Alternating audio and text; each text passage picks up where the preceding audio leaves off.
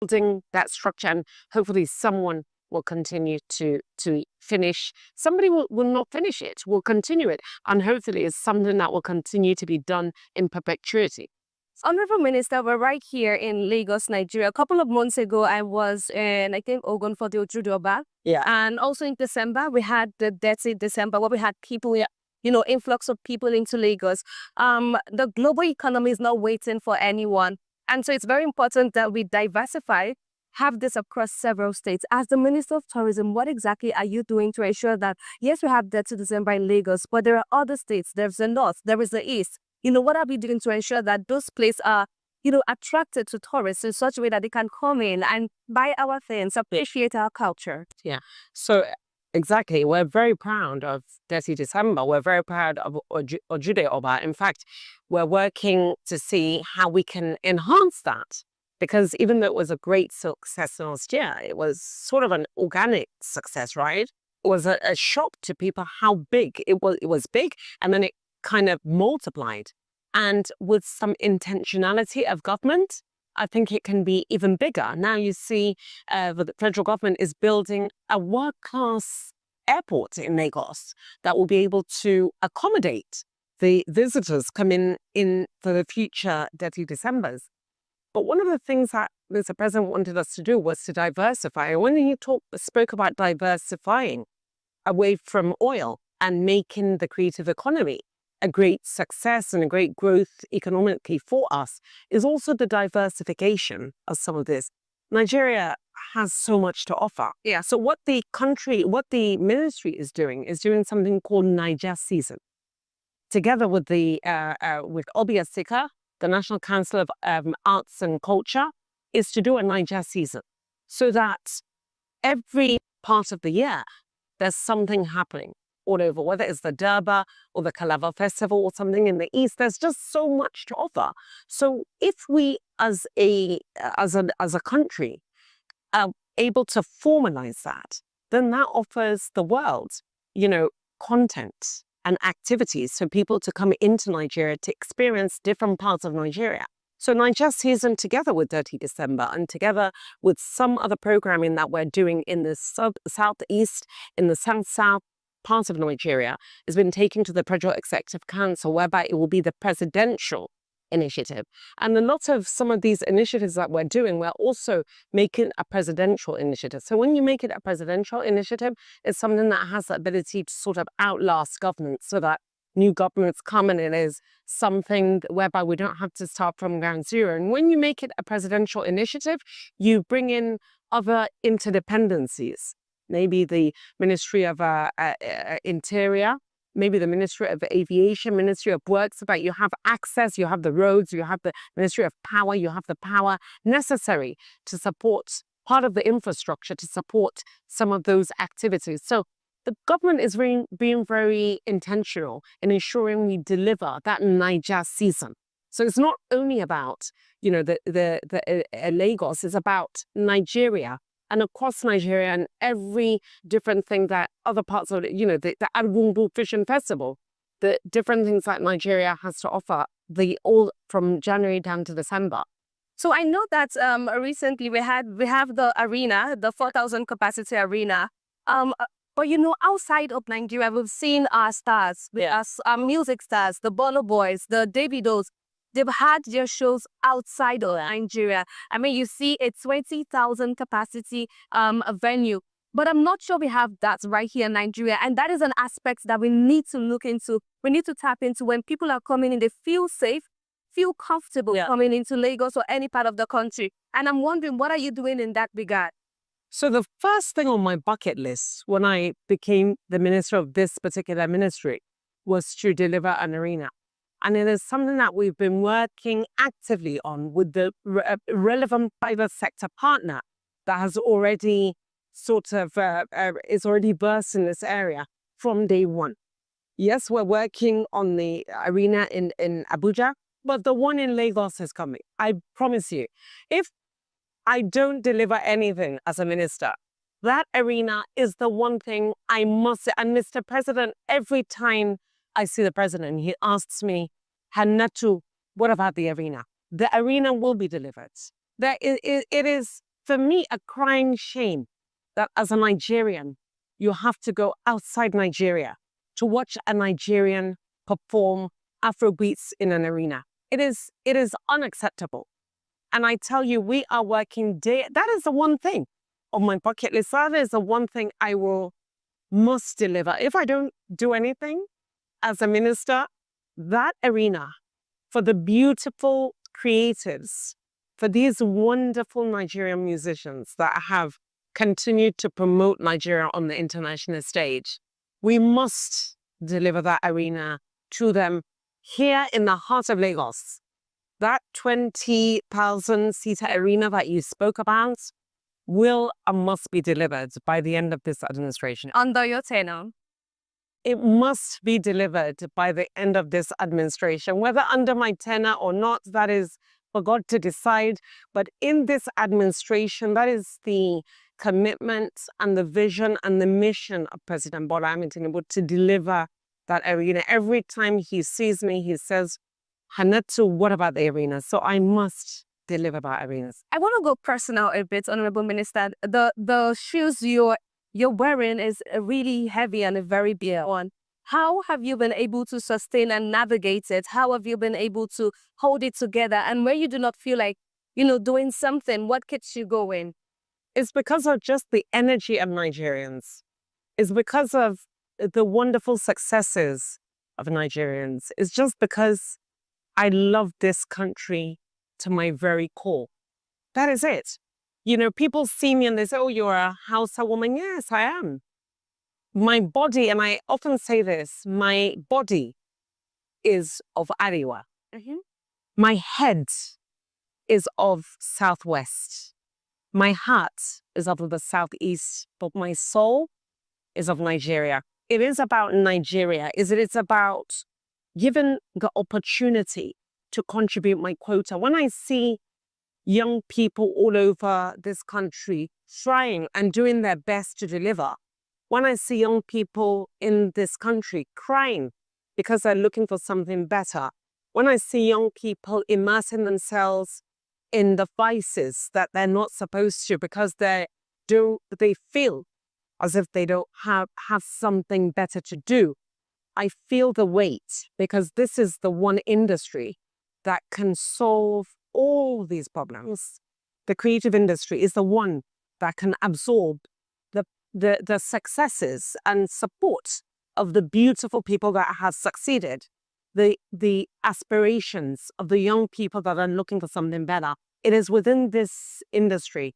That is the only thing. Is it because I'm a Nigerian and I'm proud to be a Nigerian, and I have been given an opportunity, a very unique opportunity to contribute that quota and help Nigerians. And that is what I must continue to do. So I'm blessed to be here. And what are you most proud of as the Commissioner for Culture, Arts, Tourism and Creative Economy? What are you most proud of? Honestly, again, I'm just proud to be a Nigerian, because everywhere I go, this is the most special ministry, because this is the one that makes you proud of your identity. And what is that identity? That identity is Nigeria. When I go to the east, I see parts of myself. When I go to the south side, I see parts of myself. Middle belt, I see parts of myself. The north, I see parts of myself. The southward, I see parts of myself. When I go out of Nigeria, I see Nigerians that continue to be proud to be. Listen, I'm proud to be of this country. And my greatest delight is to have been born as a Nigerian. And this is what I must do to see.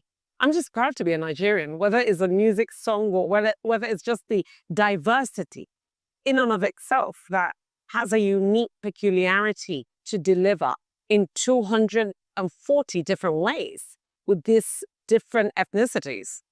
Just makes you proud. And, that is who I am. That is who you are. Yeah. And this is what we must work together in this industry to continue to make us proud and united as a people. Honorable Minister, in the month of September, we have the World Tourism Day. Yeah. And for 2025, it is that tourism and sustainable transformation. I'm wondering what that says to you. Yeah, it says to me that tourism, again, is another way that we can achieve all the gains that we're looking at as a people. Recently, I went to a wonderful place in Ekiti State, Ikogosi. And, what I saw there, I mean, Ikogosi has created a full ecosystem and it has employed many young Nigerians. And in every part of Nigeria, there are tourist hubs, right? And when you build these tourist hubs, you employ people. When you employ them, these people take ownership of that specific destination. When they take ownership of that destination, they will protect it with their lives. So, tourism, again, apart from the economic growth it can bring, tourism can bring security. Tourism can bring so much job creation. Every single thing that we talk about, every single variable, every single metric that we talk about making this country better, exists within tourism. So once you support tourism, domestic tourism especially, you find that different communities will thrive, will make themselves better. When they make themselves better, it becomes attractive domestically and internationally. Honorable Minister, just as we wrap up this conversation today, what would you want to say to Nigerians who would watch this video? I want Nigerians to be proud of who they are. This is a wonderful, beautiful country of diverse 200 plus different ethnicities and traditions, These ethnicities and traditions form part of who we are as a people, is part of our history, is part of our future. We must embrace who we are as a people. There's nothing bad about being Nigerian. Everything brilliant and good about that's coming out of the world in terms of expression, economically or rather domestically, internally and internationally, honestly, is Nigeria. We have everything that we need to thrive. But what we need to do is to believe in ourselves and to understand that we can be united. And it is within the industry of the creative, the cultural, and the tourism industry. Because when you talk about tourism as well, is when you go to a tourism place, you understand people better and you feel their energy. So please feel proud to be a Nigerian, and we will do everything that we can. The president will do everything that he can. I will do everything that I can to ensure that I give all the support that is necessary to build on the creative, cultural, the arts, and the tourism industry. Thank you, Honorable Commissioner. It's been a pleasure talking to you. Thank you so much. Thank you.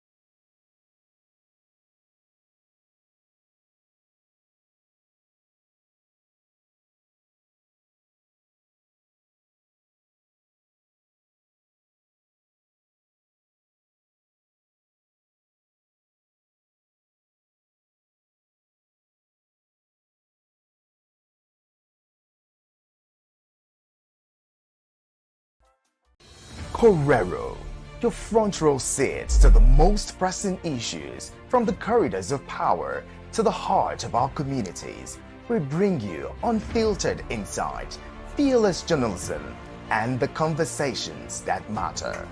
My name is Natural Prince, and I invite you to this big conversation table as we analyze the top stories, ask the tough questions, and hold power to account. News that informs, analysis that empowers, debate that drives change.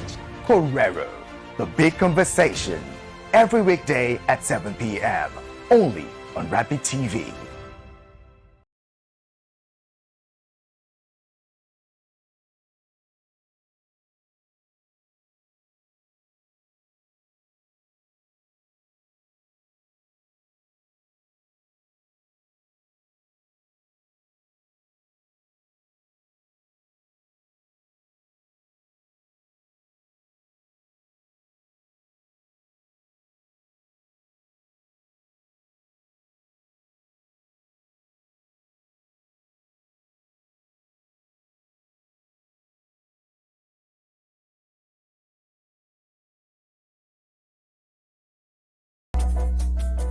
Rapid TV, rooted in truth, driven by impact.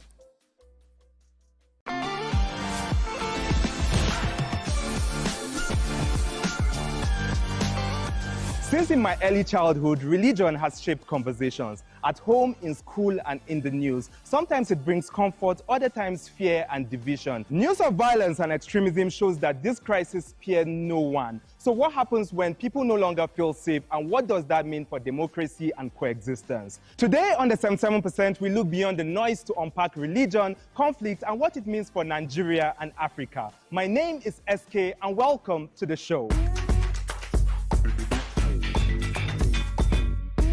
Coming up on the show, in our street debate, we discuss with young Muslims and Christians about the political situation in Nigeria. Event Compare Stephanie Augustine introduces us into interfaith life in the city of Jos. And finally, we ask, why has Boko Haram remained a threat despite Nigeria's military efforts? To kick off today's show, we are starting with the big picture. When religion comes up in Africa, the focus is often on tension and conflict, but that's not the full story. Across the continent, different faiths have lived side by side for generations, often in tolerance, cooperation, and everyday coexistence. My DW colleague Michael is breaking down for us what religious tolerance in Africa really looks like. Trump was right, or was he? The African continent is deeply religious, and at the same time, deeply tolerant. While recent reports highlight tensions between Muslims and Christians, especially in parts of Nigeria, those incidents don't reflect how most of the religious communities on the continent relate with each other. In fact, coexistence is far more common than conflict. A recent Afrobarometer survey found that in Sierra Leone, Muslims and Christians take part in each other's religious celebrations, including Ramadan. Faith there is something to be shared, not weaponized. And this cooperation goes well beyond festivals. Did you know the Catholic Church is Africa's largest non-governmental healthcare provider? Across the continent, it operates nearly 7,000 healthcare facilities, serving different communities regardless of belief. Education tells a similar story. In 2022 alone, more than 27 million children attended Catholic schools in Africa. What's striking is that these schools and healthcare facilities serve everyone, regardless of religious affiliation. The same is true of the many Islamic schools on the continent, which educate students from different religious backgrounds. So, are there religious tensions in Africa? Of course. But are Christians being systematically targeted? The facts simply don't support that claim. One line from the video stands out. Religious tolerance in Africa isn't the absence of tension, it's the daily efforts to live with difference. On the streets, though, you often hear fear, suspicion, and strong claims. I encountered this in a street debate in my hometown, Jos, where we asked the question, is there a Christian genocide in Nigeria? The answers were raw, divided, and revealing.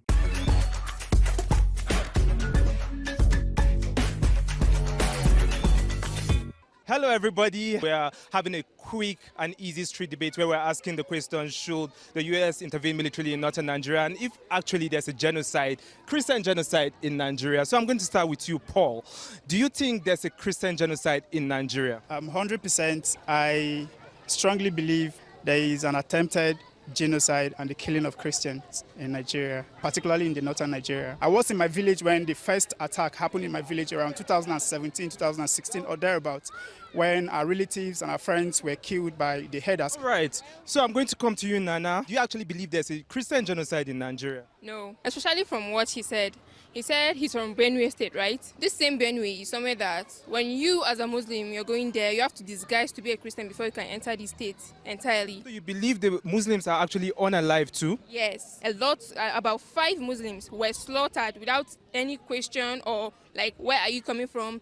As much as you are wearing something that makes you look like a Muslim, they will just slaughter you without any remorse. All right, so I'll come to you, Adams, now. Why do you think the Muslims are underreporting their own genocide?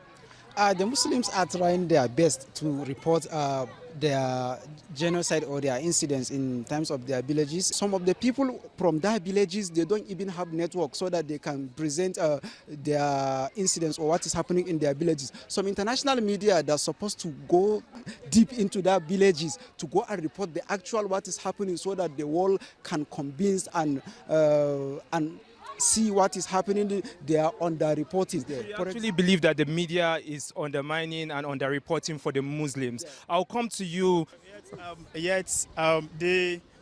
In the process of carrying out the act, most of the times they recite whatever they have to recite. Yeah, Allah Akbar or something like that. So if my colleague here is trying to say there is actually a targeted killing of Muslims, is there any situation or a process or an instance where Muslims are being killed and then the Christians or the mention of whatever recitation like the name of Jesus, I'm killing you in the name of Jesus, has it ever happened? This is a strategic target at the killing of Christians. Stephanie and Rabilu, I'm coming to you, but you raised your hands and you wanted to say something. Were you in disagreement with what he said? So like they started bombing places, putting places on fire simply because we don't even know why, just on bikes. So, like, why would you say they came from Christians? Meanwhile, they were killing everybody. Right. And back to what he said about saying they have slangs, Allahu Akbar and something. I was coming to that. Yes. So, simply because they are using that slang doesn't mean that they are Muslims. Both me and him don't know whether they are Muslims or not. Some people have argued saying that there are places where if you unalive people, you have a reward for it. How true is that statement? No. Even if they are infidels, right? No. In the Quran, I don't know the chapter, I don't know the verse though, but it is not allowed for you as a Muslim to kill another religion. Allah gave you the life and gave him the life too. So we don't care whether we are a Christian or a Muslim. As long as you are a human being like me, Muslim law do not allow us to kill anybody. Something of recent happened in September where terrorists entered and attacked a church. I don't know specifically the state. They attacked a church, right? But do you know that in that same month, the news of terrorists attacking a church went viral.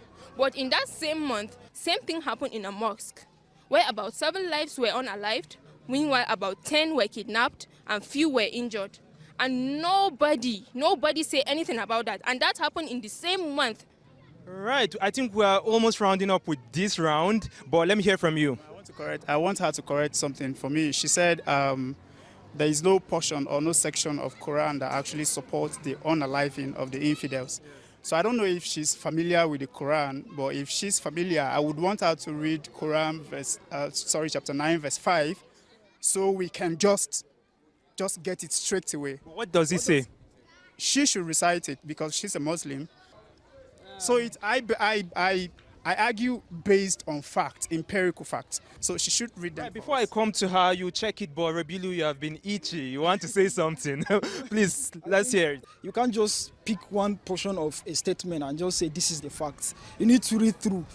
Read from the beginning. If you are reading a news report, somebody can just have a headline and say massacre, Christians are being killed in Gangari, for example.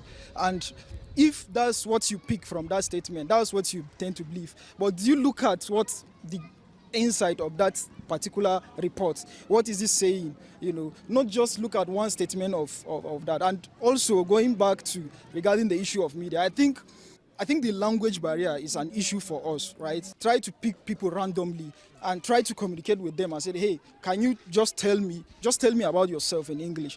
They might find it difficult to express themselves. But if you look at the media, you know, a lot of people are putting in content in Hausa language, which the international body doesn't look at as a fact.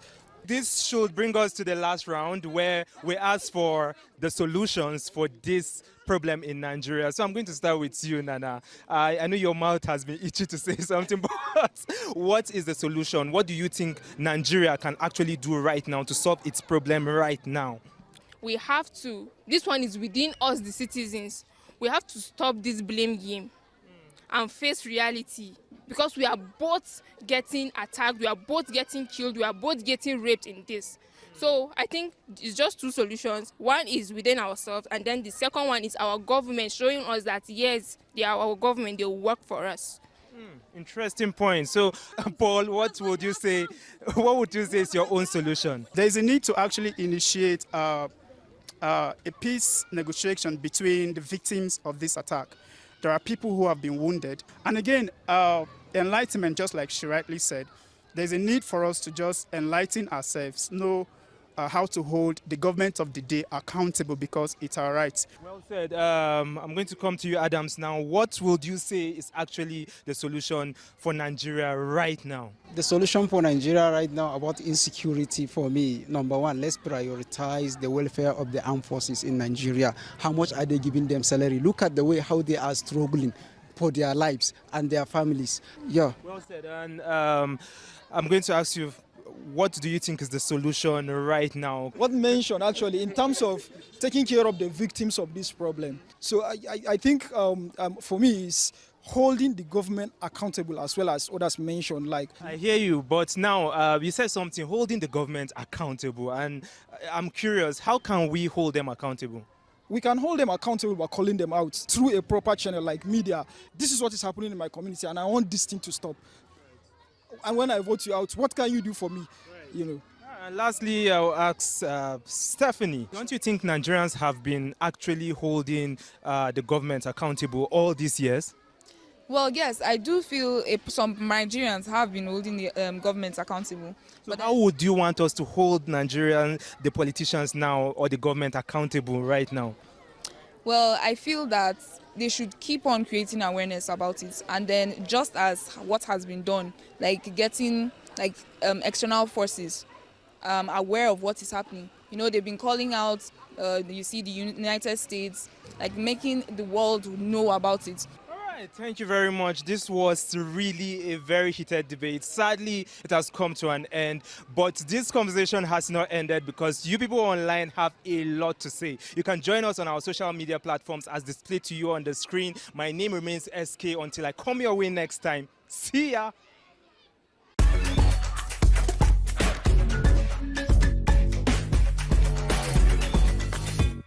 Trust me, that was an intense debate full of strong allegations and emotions running high. But away from the heat of the argument, some individuals are quietly building bridges across faith lines, creating spaces for understanding, dialogue, and cooperation. Event Compare and fellow Just Award Stephanie went to the street to show the other side of faith. Hey SK, how are you? Yes, I agree that there are lots of conflicts, especially in Plateau State. But that is not all. Religious tolerance is the lived norm in Nigeria, and I'll show you some examples, particularly from this region where these clashes occur more frequently. Come with me. In this community, when people talk about Jos, they talk about boundaries and divisions. But young people here are busy crossing boundaries. Oh, hi, Kefas. Alpha, how are you doing? Modernization Youth Forum is a non-political organization, a non-religious organization where people from different walks of life, youth from different religions, comes together just for the sake of unity. I would love to show you something there.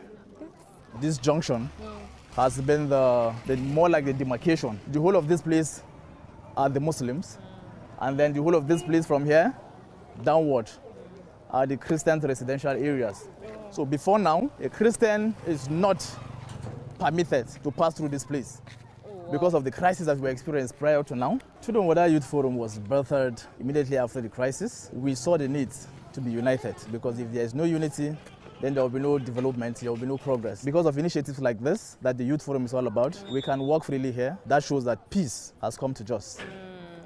And as you can see, this is one of our initiatives here. We know the significance of sport. We know how sport unites us together. And so the Modernization Youth Forum, in its own wisdom, think of organizing stuff like this, you know, so that you can bring the youth together, regardless of your religion, regardless of your even political affiliation. Interesting. So basically, that's exactly what we do.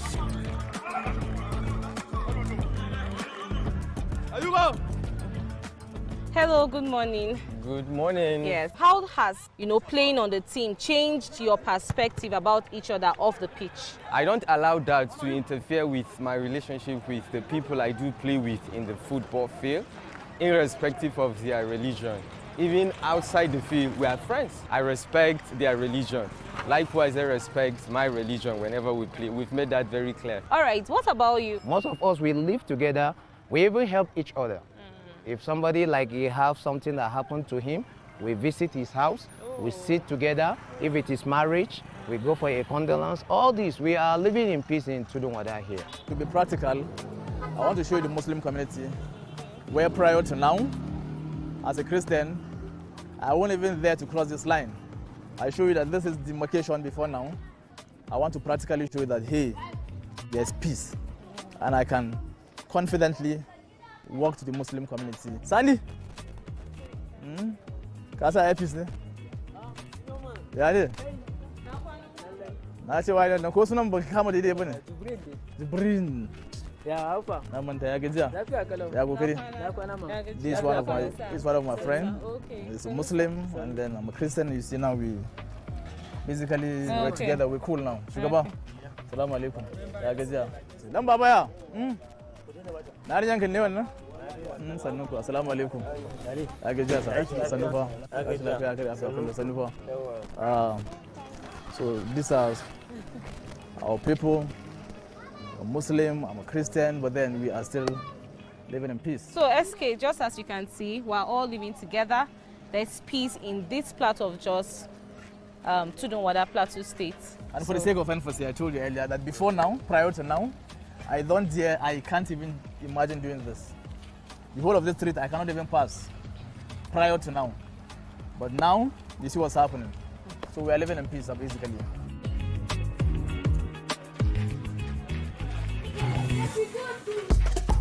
Thank you, Stephanie. We must learn to stop the blame game and learn to live together peacefully again, while also holding the government accountable for what is happening in northern Nigeria and asking the obvious question: why isn't the military protecting the people? Behind the strong image of the Nigerian military are growing concerns about welfare and conditions raised by active and retired personnel. Meanwhile, jihadis are backed by Boko Haram. In this video, one soldier shares a rare first-hand view of life behind the uniform.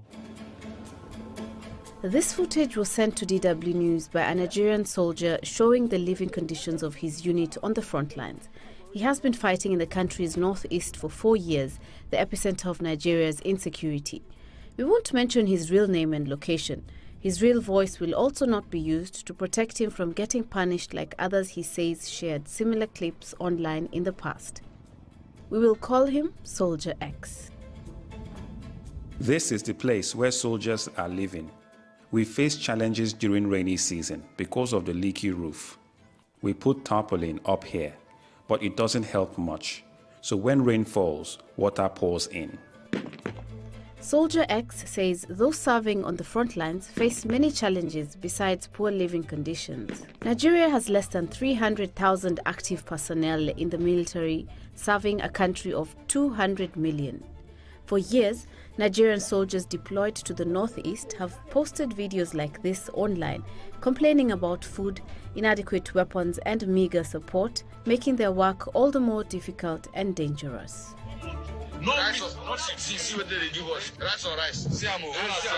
Our soldiers, our military, they need to be motivated. We have soldiers out there that their salaries in a month is still not up to the minimum wage. Nigeria has been fighting a 16-year insurgency with Boko Haram and its offshoot, Islamic State West Africa Province ISWAP. Founded in the early 2000s, the jihadist militant organization is based in northeastern Nigeria, but has also expanded its influence into neighboring Chad, Niger, and Cameroon. The group aims to establish an Islamic State and is known for its violent attacks targeting security forces, civilians, schools, and religious institutions. For a time, Boko Haram fell into obscurity while its breakaway faction ISWAP steadily rose. But early 2025 saw Boko Haram resurging in the Lake Chad region, this time with a new leader, Bakura Doro, who avoided media attention while Boko Haram re-strengthened largely unnoticed. Meanwhile, combat stress and fatigue within the Nigerian military also rose sharply, with over 1,000 soldiers resigning from the army between 2020 and 2024. Experts say this combined with the failure of reintegration programs across the region and Niger's decision to withdraw from the multinational Joint Task Force, which is mandated to secure borders in the Lake Chad region, gives insurgent groups like Boko Haram impetus to intensify their attacks, while Nigeria's security forces are stretched increasingly thin. The outcome of an investigation called by the then Army Chief Lieutenant General Olufemi Oluyede into a social media video showing soldiers complaining about poor food has not been published. The Army considers public complaints by soldiers as a breach of military ethics and discipline. But Soldier X says the military leadership is not honest about soldiers' welfare. It's a lie, I repeat, it's a lie. They are not doing anything for us, nothing. They are lying to the president that soldiers are living well, but it's not true. We are suffering. The new army chief appointed by President Bola Tinubu has assured that the welfare of the troops remain top priority, but it won't be the first time such a promise was made. Let's hope our politicians keep their promises this time. But what can we ourselves do to break down the prejudices between Muslims and Christians so that we can live together peacefully? For our last story, we look to neighboring Ghana. About 70% of Ghanaians are Christians, while Muslims make up the second largest group at about 18%. There's a high degree of tolerance, and even holidays are often celebrated together. Let's have a look. In Alajo, a mostly Christian suburb of Accra, Muslims gather for afternoon prayers, an everyday scene that speaks to Ghana's remarkable interfaith harmony. Church buildings stand just meters away from mosques, and Muslims practice their faith openly without tension. 30-year-old Muftau Husseini, a newly graduated doctor, meets with Ibrahim Halidu, a local leader known for promoting religious tolerance. It's an issue that resonates deeply with Husseini. Most of my friends have been Christians, so from them we established good cordial relationship. Even when I traveled out of the country too, I also met good Christians too that were friends with me. Despite we share different background, but it doesn't bring a lot of conflict among us. I try to learn from them, they also try to learn from me, and the relationship has been perfect. I'm really grateful that Ghana is one of the most peaceful countries in which we share different views, but despite that, we are peaceful. Ibrahim regularly visits churches to encourage interfaith unity.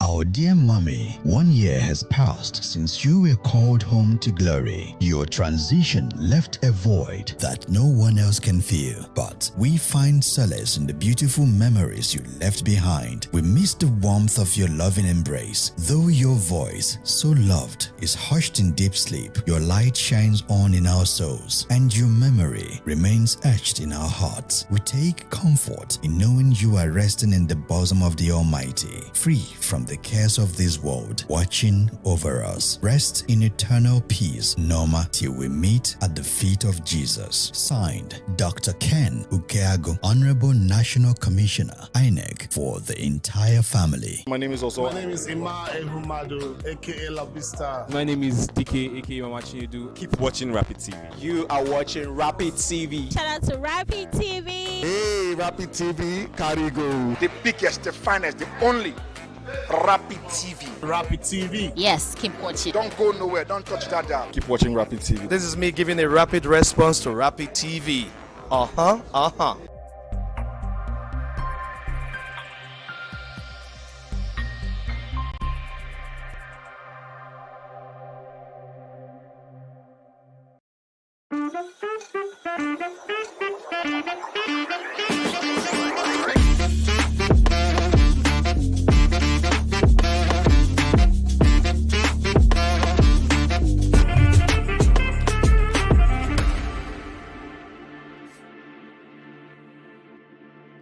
Social media is not real life.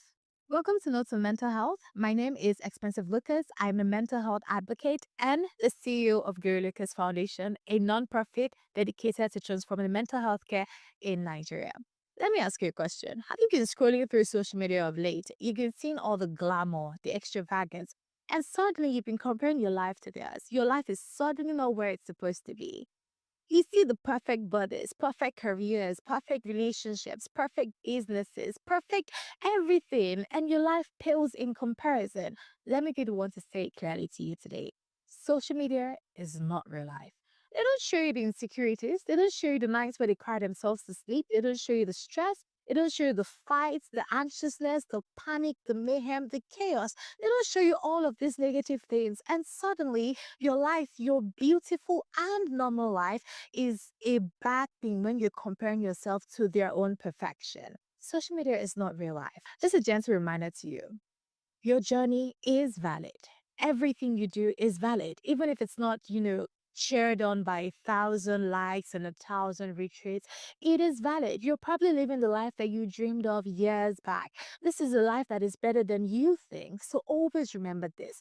Unfollow accounts that make you feel less than. Unfollow accounts that make you panic and, worry about all these things. Unfollow and protect your peace. And always remember the beautiful moments in life, because these moments are the ones that happen outside of social media. They happen in the real life, in your real world, because your real life is the one that you live in, not the one that you scroll through. Always remember that social media is not real life. Once again, my name is Expensive Lucas, and you are watching Notes on Mental Health. Catch you next time. Bye.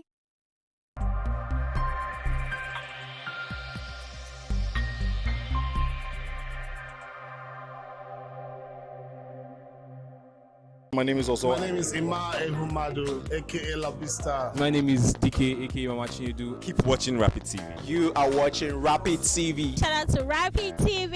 Hey, Rapid TV, Karigo. The biggest, the finest, the only Rapid TV. Rapid TV. Yes, keep watching. Don't go nowhere. Don't touch that dial. Keep watching Rapid TV. This is me giving a rapid response to Rapid TV.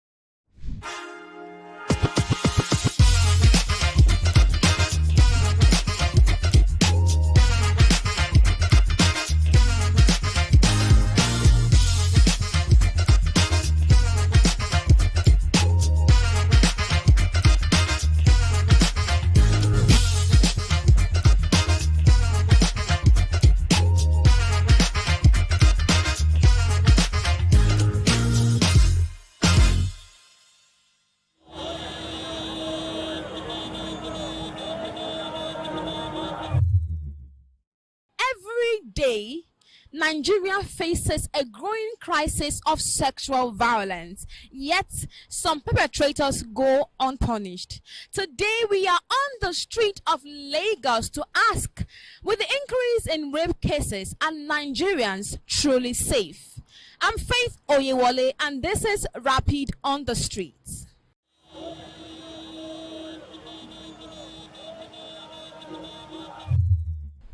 there's no security, that is from the government to this that is like, checking up on the citizens from the government in Nigeria. There's no security. That one first. And second one is the reason why people. Nigeria's economy, the global market. What does it all mean for you? From stock market insights to global financial news you need to know. From Wall Street to the main street and of course the marketplace. Get the answers you need every week on Business Lens as I bring into focus the stories, strategies, and shifts shaping our economy. No angle is missed as I talk about the business, the people, patterns, and possibilities behind them. Welcome to the Business Lens. Rapid TV, rooted in truth, driven by impact. Korero, your front row seats to the most pressing issues, from the corridors of power to the heart of our communities.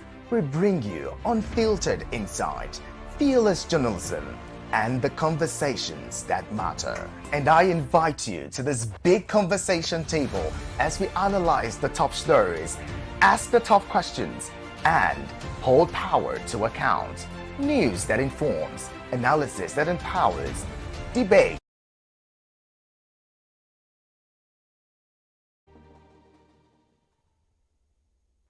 Nigeria's economy, the global market. PM, only on Rapid TV. Are you missing out on interviews, music, entertainment, thought-provoking discussions, and more? Don't sweat it, man. We've got you covered. No matter where you are, be part of the action 24/7, online and live. On Facebook, it's Rapid FM Umahia. On Instagram, it's official Rapid FM. And on X, it is Rapid FM 965. Tune in to Rapid 96.5 FM or listen to us live on our website at www.rapidfm965.com or radiogarden.com. Better yet, get our mobile app from the Google Play Store. Catch the pulse of the Southeast on Rapid 96.5 FM, the sound of your city. Hey, Oyanam, all Sister Radio.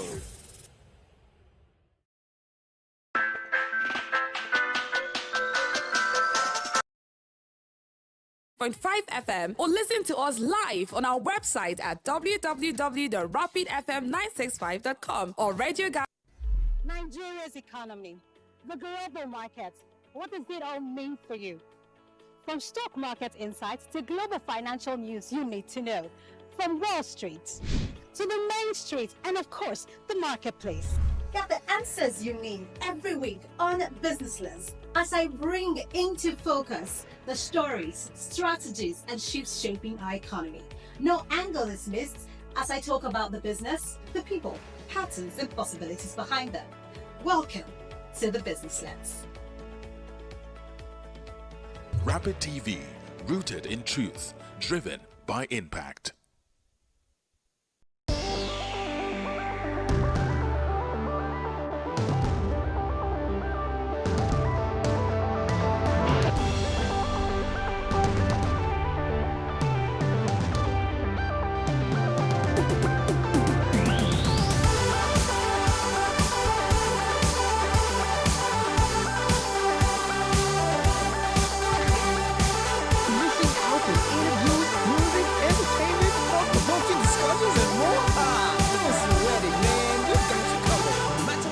Be part of the action 24/7, online and live. On Facebook, it's Rapid FM Umahia. On Instagram, it's official Rapid FM. And on X, it is Rapid FM 965. Tune in to Rapid 96.5 FM or listen to us live.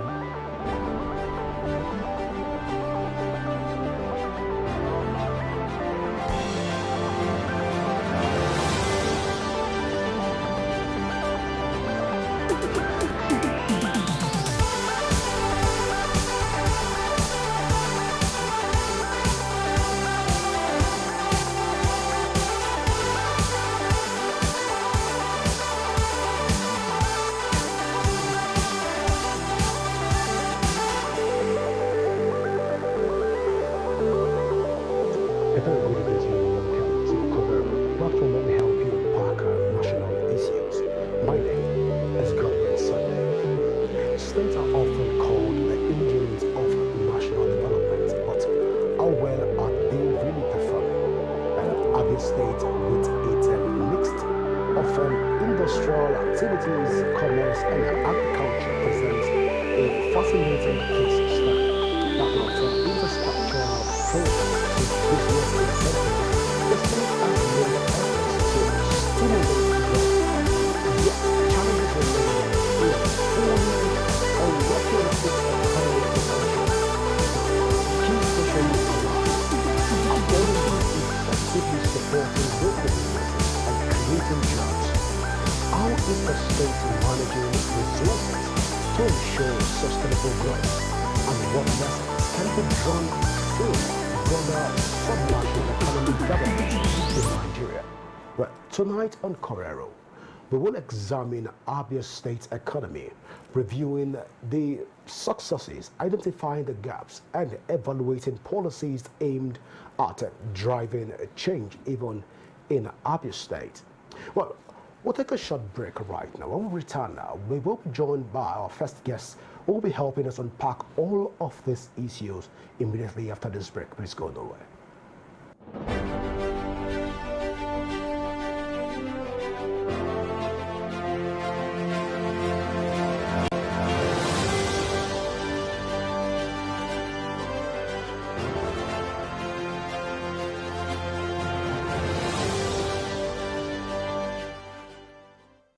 Korero, your front row seat to the most pressing issues from the corridors of power to the heart of our communities. We bring you unfiltered insight, fearless journalism, and the conversations that matter. And I invite you to this big conversation table as we analyze the top stories, ask the tough questions, and hold power to account. News that informs, analysis that empowers, debate that drives change. Korero, the big conversation, every weekday at 7 p.m. only on Rapid TV.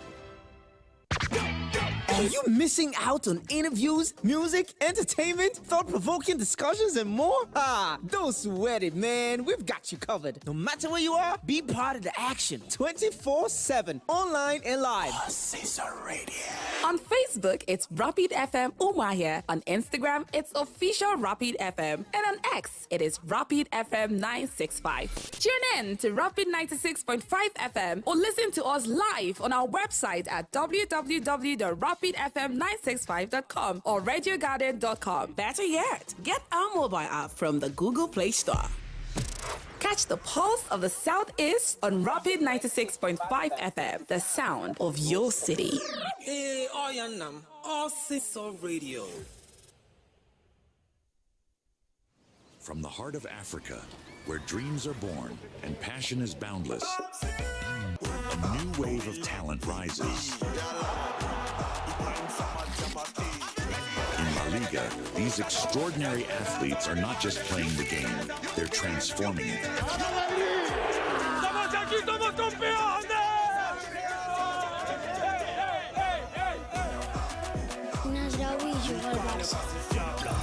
Danny Rodriguez, the man chasing, it's Lamine Yamal! What a magnificent goal that is! They shine on the world stage. Watch as they redefine football, inspire millions, and make history. La Liga, where dreams become reality. Meet the men and women shaping the future of Nigeria. Get to know your representatives at the National Assembly. From lawmaking to constituency projects, we'll take you behind the scenes and inside the chambers of the Nigerian National Assembly. Learn about the bills they are championing, the challenges they are facing, and the impacts they are making in their constituencies. We'll also bring you closer to the people they are serving and the stories that shape their work. Join us on NAS Watch every Friday on Rapid Television at 7 p.m. So get informed, get engaged, and get to know the leaders shaping Nigeria's future.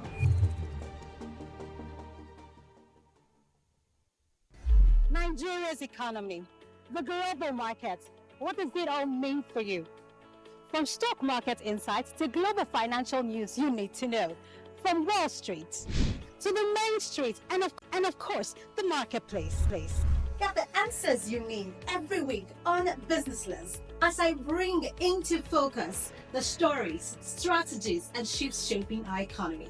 No angle is missed as I talk about the business, the people, patterns, and possibilities behind them. Welcome to the Business Lens. Rapid TV, rooted in truth, driven by impact.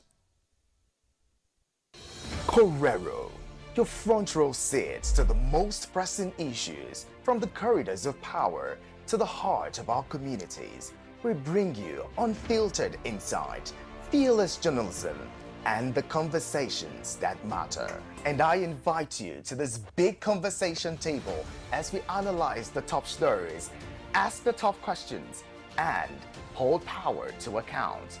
News that informs, analysis that empowers, debate that drives change. Korero, the big conversation, every weekday at 7 p.m. Only on Rapid TV. This is Rapid Broadcasting Network, RBN. We connect people, power stories, and amplify voices. On Rapid TV, we're rooted in culture and your window to the stories that matter. From news to lifestyle, we inform, entertain, and uplift. Join Rapid TV on Star Times Channel 176, Nightcom Sat.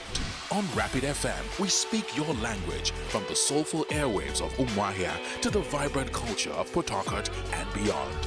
More than broadcasters, we're creators, amplifying that voice within with powerful content across TV, radio, and digital. Join us at rbnradiotv.com and all our social media handles. One network, one voice. Rapid Broadcasting Network, RBN, the sound of your city, rooted in truth, driven by impact.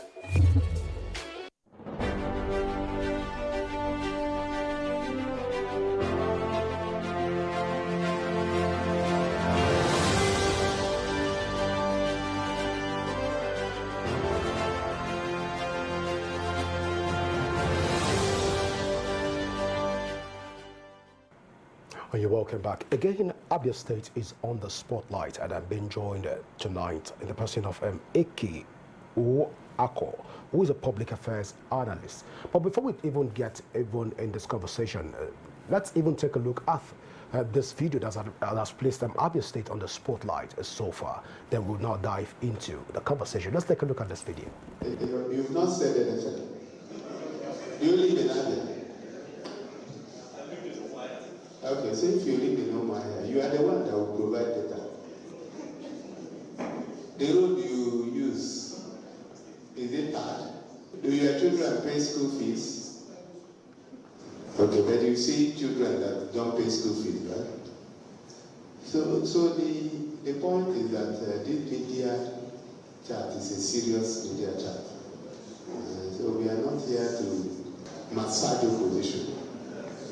You can't come to a media chat and you are asking me to provide data about the measurable impact work that is being done in the state where you live. It's irresponsible. Okay, that we throw this open for people to ask questions doesn't mean that people should be stupid. So if you can't feel, you've not said anything. Do you live in Abia?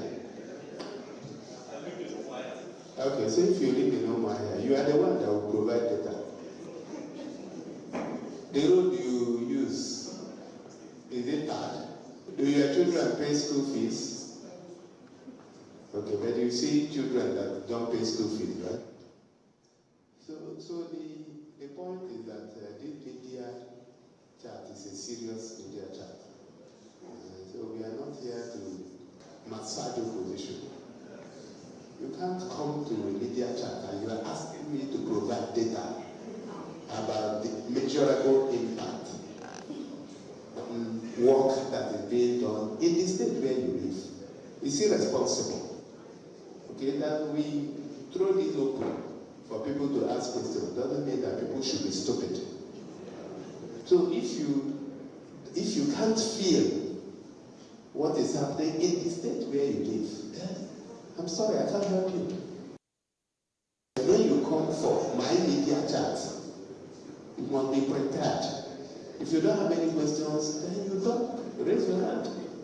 And tell us, what do you mean? What do you want to hear from me? Beyond road infrastructure, beyond construction, what impact can we know about the positive impact, the economic impact on the living conditions of the average Abia that your policies have impacted? That's not the question. That's not my business. What my business is to deliver on my promises. So it is for you as a journalist, if you actually want, okay, to now say, because roads have been done, accidents have been reduced, travel time have reduced, there are electric buses all over the place that has the environment that is free of charge. There are 200 primary health care centers that were not here before. So when somebody takes ill, he can go to a health care.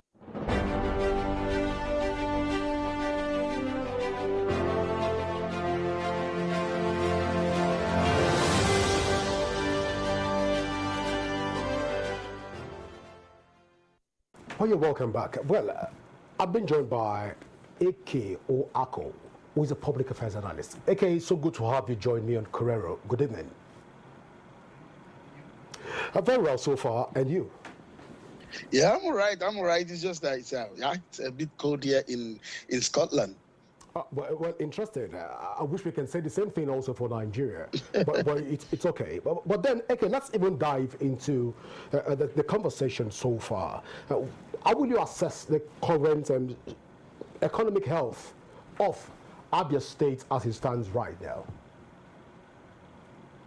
Thanks for having me once again. Obviously, as we can see, in the towns of Abia and Omwa here, I haven't been there, but you could see that many people are beginning to see that there are changes, positive changes. The outlook of the place is looking better than it used to be under past administrations. Yeah. All right. So, okay, if we want to go by the narrative that Governor Alex Otti has been an outstanding governor in Abia State. For many, they will say he has been able to set the records right and outshine his predecessor so far. Do you share in this narrative?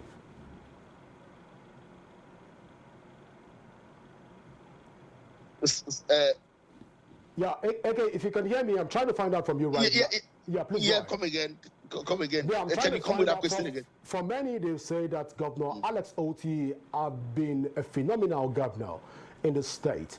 He has been able to outshine and outperform his predecessors. Do you share in this narrative, AK? In as much as I believe that from the pictures we are seeing that there's an uplift in the way things are looking in the state, I do not actually believe that Governor Otti has done better than the previous government, and the reason is that I do comparative analysis based on finances that have come into the state. I have the figures here in front of me from reports published by the government. If Azo's government used to get about 100 billion in a year, Otti's government is getting over 500 billion a year at the moment. And there is actually nothing on ground. Actually, there is nothing spectacular on ground. As of today, Ipazu within 8 years got 1.1 trillion naira in revenue thereabout. Otti in 2.5 years has got about over 1.5 trillion in state and LGA revenues. So I don't really, and if you compare what Ipazu achieved with that amount of money and what Otti has done, there is nothing major on ground. Otti doesn't have any major achievement on ground to justify the amount of revenues that have come into the state and what has been claimed to that these revenues have been spent on. So you're saying right now that Abia State in general has not enjoyed some form of economic productivity right now. Is that, if I understand it correctly, is that what you're saying? Yeah, as I will honestly tell you, OT, I mean, there's this noise on, let me start with, personal cost, like what he's spending on personal cost. He's not spending anything beyond what Ipazu used to, what Ipazu used to spend during Ipazu's time until he used to be the same amount of money, roughly about 25 billion he was spending on personal cost every year. Just until maybe sometime in 2024 when he began to, when in 2025 when personal costs went up to 87 billion, but he was paying roughly what Ipazu was paying. And if you look at Oti's achievements, let's be honest, what are Oti's achievements beyond what you see on the media? Port Harcourt Road, a 5.9 kilometer road that Ipazu, I'm a civil engineer of 25 years, that Ipazu had done, from a civil engineering perspective, an existing road. Let's put that clear. That Ipazu had done the drainage on both sides, done some substantial work in it, and Oti completed it. That's a 5.9 kilometer road. Ipazu had done probably, I'll be generous, about 40%. And then the road from Umuahia to Anuchuku to thereabouts, and the single span bridge, 1.5 trillion naira. There is nothing on ground to justify this expense. If you know of anything on ground that he has done, apart from being the best governor on social media, please let me know. All right, so you're saying right now that Governor Alex Oti is the best governor on social media, and yes, I said in yeah. practical terms, there is nothing to even record in Abia State. No, there is nothing on ground. I mean, he spent over 600 billion in capital expenditure, and I've just told you what he has done. At Port Harcourt Road, 5.9 kilometers, 40% done by Ipazu's regime, an existing road. The road from Anuchuku to Ohafia, about 40-something kilometers or thereabout. Again, a lot of Abians will disagree with you on that submission. Of course, Yeah. When you look at going by what we've seen in Abia and all of those construction going on in Abia, a lot of Abians will say, no, your analyses are not correct, your facts are not in tandem. But then, when we go by the narrative of Governor Alex Oti's administration and its blueprint, what has been promised and what he's doing right now, don't you think that the governor deserves some form of accolade at this point in time, going by what we're seeing right now in Abia?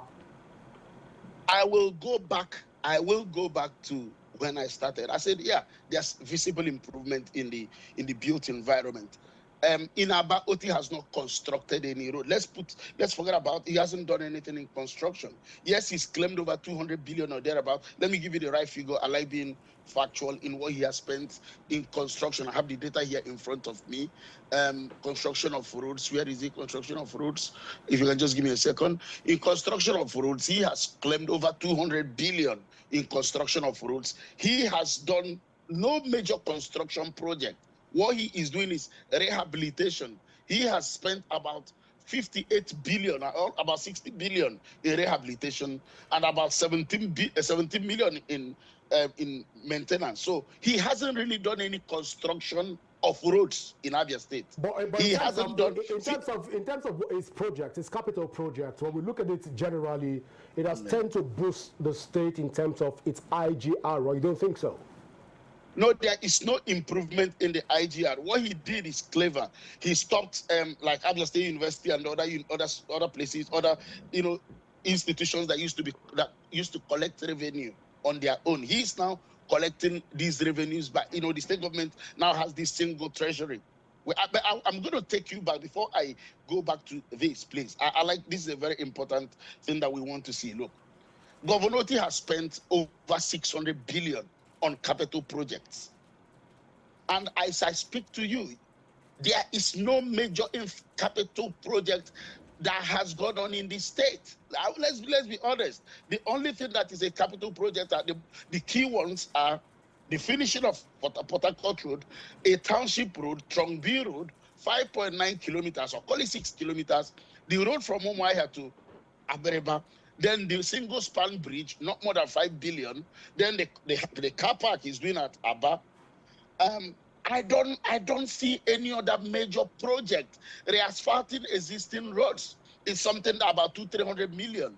There is no major infrastructural project. There is nothing legacy that you can come into the state now and you become you go say, wow, this is happening. Now let me touch on something to you. I make this declaration. Abia LGAs have earned about 500 billion under Governor Oti. Abia LGAs have earned over about 410 billion or 400 billion in FAC allocations only. Then IGR, and if you add other capital receipts, you get up to 500 billion. I'm going to tell you that everything Governor Oti has done so far can be paid by the LGA revenues, excluding the state revenues of over 1.1 trillion. Now, the big question is, where are the state revenues being deployed? So I disagree with you. I mean, I want you to tell me what monumental project in the state that you can see and say, this is what Governor Oti has managed to do. That is, I mean, you see it and you say, wow, he's done so much. All right, but then a lot of Abians will say that the likes of our area market so far has received some form of boost, and also generally speaking, the economy of Abia State have been able to attract a lot of investors into the state, and by extension, when you compare this side by side with its predecessors, he has been able to attract more investors to Abia State. How will you quickly react to this? Your thoughts, please. I don't agree with you. The Area project was. I'm not the mouthpiece of the governor. So let's just be on the same page. I'm not holding brief for the governor, but then I'm trying to just set the record straight. Please. Yeah, I do disagree with you. I do disagree with you on Area. Area is a private sector. Excuse me, a private sector project introduced by Ibazu. And graciously, Oti allowed that to continue. The state government has no contribution to what is going on in an area. It is a private sector funded project. Let's be clear on that. So Governor Oti was gracious enough not to revoke that, that agreement that Ibazo had with the company. I don't know, a clean or something that's doing that project. It is not funded by the state government. So let's put that clear. Now, in the area of, you said the Abia's economy, can Governor Oti tell us what is the GDP of the state? There is no improvement in Abia's GDP. If the government cannot explicitly say this is what how the GDP of the state has improved, then there is nothing. Youth unemployment still stands at over 18%, the worst in the country. No major investor has come into the state to employ any Abian. There is no major, if you know any major investor that has come into the state to invest in Abia, that has employed 10 Abians, just 10 Abians, okay, let me know. So upon all the noise, sorry, sir, 1 minute, sir. One second, sir. Upon all the noise we see on the social media, if you look at inflation, nothing has reduced. Cost of services is still going up. There is no economic improvement in Abia State. Yes, he has cleaned the Aba. Now, let me tell you, cleaning of Aba is the exclusive responsibility of the local government. Let's be clear. Cleaning of Aba, gutters and stuff like that are the exclusive responsibilities of the local government. And if the LGAs are allowed to use the funds that have come into the LGAs to work, they could do what the government is claiming to do. So we're not going to praise the government for doing the functions of the LGAs, right? The problem is that we've had bad governance in Abia for a very long time. And that is making Abians not understand what is going on. With the money that has come into Abia State, we need to see investors coming to the state, like Governor Oti promised us. So I'm going to challenge you. Can you tell me the name of one investor that has opened office in Abia State and that has employed Abians? I'm giving you that challenge. Well, I wanted to say that I'll accept the challenge, but then, like I said before, I'm not holding brief for the governor. Neither am I the governor's spokesperson. But then, we agree with me that so far so good, the governor has been able to leverage on digital economy opportunities and also tech-driven entrepreneurship programs for youths in Abia. Let's talk in line of this. You don't think that this will further accelerate and reposition Abia for the future, even going by what the governor is doing for the state? Where is the program you're talking about? Who have been involved? Look, there is nothing actually. You know, I follow Abia judiciously. I spend a whole lot of my time on Abia because I'm from Abia State. And let me address Abians a little for them to understand this point. Nigeria is a federation of 36 states. What President Tinubu does is to get all the money from oil revenue and all the other sources of revenue and share them to states. Abia State receives on average about 20 billion now per month. I mean, in total revenue to develop Abia. And there is nothing on ground. You're talking about digital economy. There is nothing on ground. All the developments we are seeing are on the social media. Who have been employed in this digital industry? Where is their office? I mean, you're talking about a government that has spent, I'm looking at it here, over 12 billion on research and development without having a single research and development office. Over 12 billion naira on research and development. And you can't see a research and development office. And there is nothing actually they are researching on. I mean, I would like to come into the area of finances when you give me that opportunity. Well, you can dive into it right away because I'm looking at the figures also in front of me. But I'm curious at this point. A lot of persons will say that AK is coming from a political angle because he doesn't like the governor. I'm curious at this point, is this whole conversation from your own standpoint, is it coming from the point of being biased? Well, anybody who knows me in Abia State knows that I was a constant thorn on Ikpeazu's flesh for 8 years. For those who don't know, I'm an Ungwaman. Ikpeazu is an Ungwaman.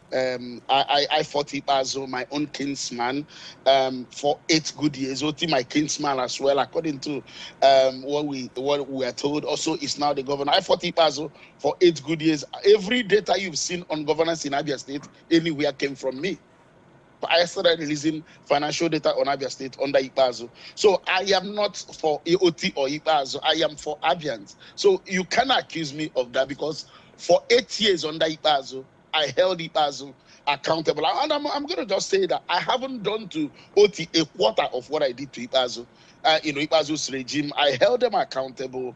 And so there is no political inclination. Nothing. I don't have any problem. I challenged Oti before the elections because I didn't believe that he was the right candidate to leave Abia. And I'm going to tell you that I have been proven right by what I am seeing happening in the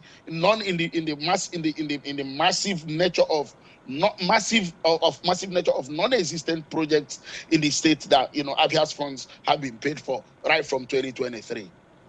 Now, this is quite interesting. So there's more to even come, even for Governor Alex Oti as he stands right now, from your own pot. There's more to still unleash. But then, in a scale of 1 to 10, going by doing it, let's even have a comparative analysis right now from Alex Oti's predecessors. In a scale of 1 to 10, where will you place Governor Alex Oti in terms of its economic drive for Abia State? I can't place him. I mean, the only government I know that didn't do anything in Abia was TALG's regime. I've been clear about it. I will place the worst is TALG, followed by Alex Oti, then Ikpeazu and Oji Carlo. I don't really have so much understanding of how much money that came on there during Oji Carlo. But I saw Oji doing a whole of thing, a lot of things in Abia at that time. But again, EFCC indicted him for some form of financial crime. But I became so much active during Ikpeazu and the TALG's regime. Now I'm going to make a categorical statement, not based on sentiments, based on the amount of money that have come into the state and what is on ground. OT is the worst after TALG. Well, yes. I wish we have time to dive into a more part of the conversation, but let's take this to be the part 1 of this conversation, because we will definitely bring you back, of course, to help us understand why you've been able to take that position, placing Governor Alex Oti as the worst governor of Abia State. But I want to say thank you so much, AK Ako, for finding out time to be with us here on Korero.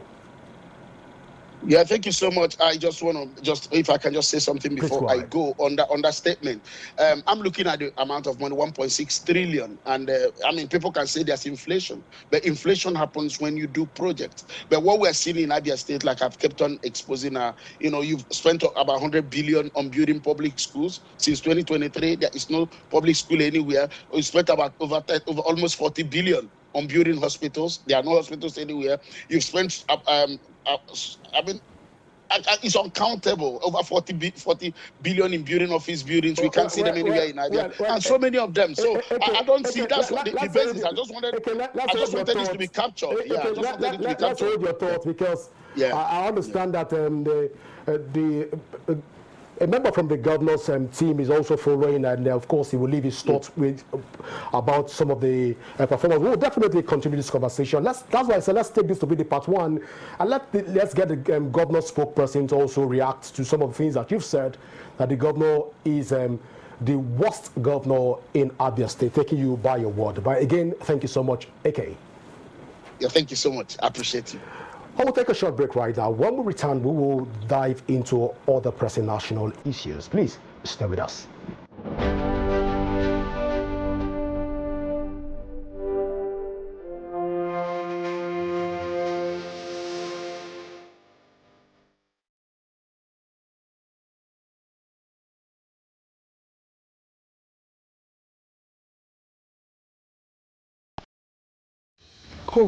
Korero, your front row seat to the most pressing issues, from the corridors of power to the heart of our communities.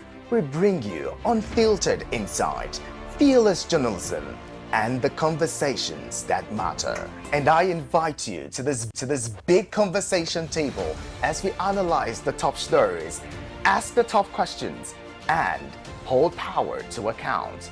News that informs, analysis that empowers, debate that drives change. Korero, the big conversation, every weekday at 7 p.m. only on Rapid TV.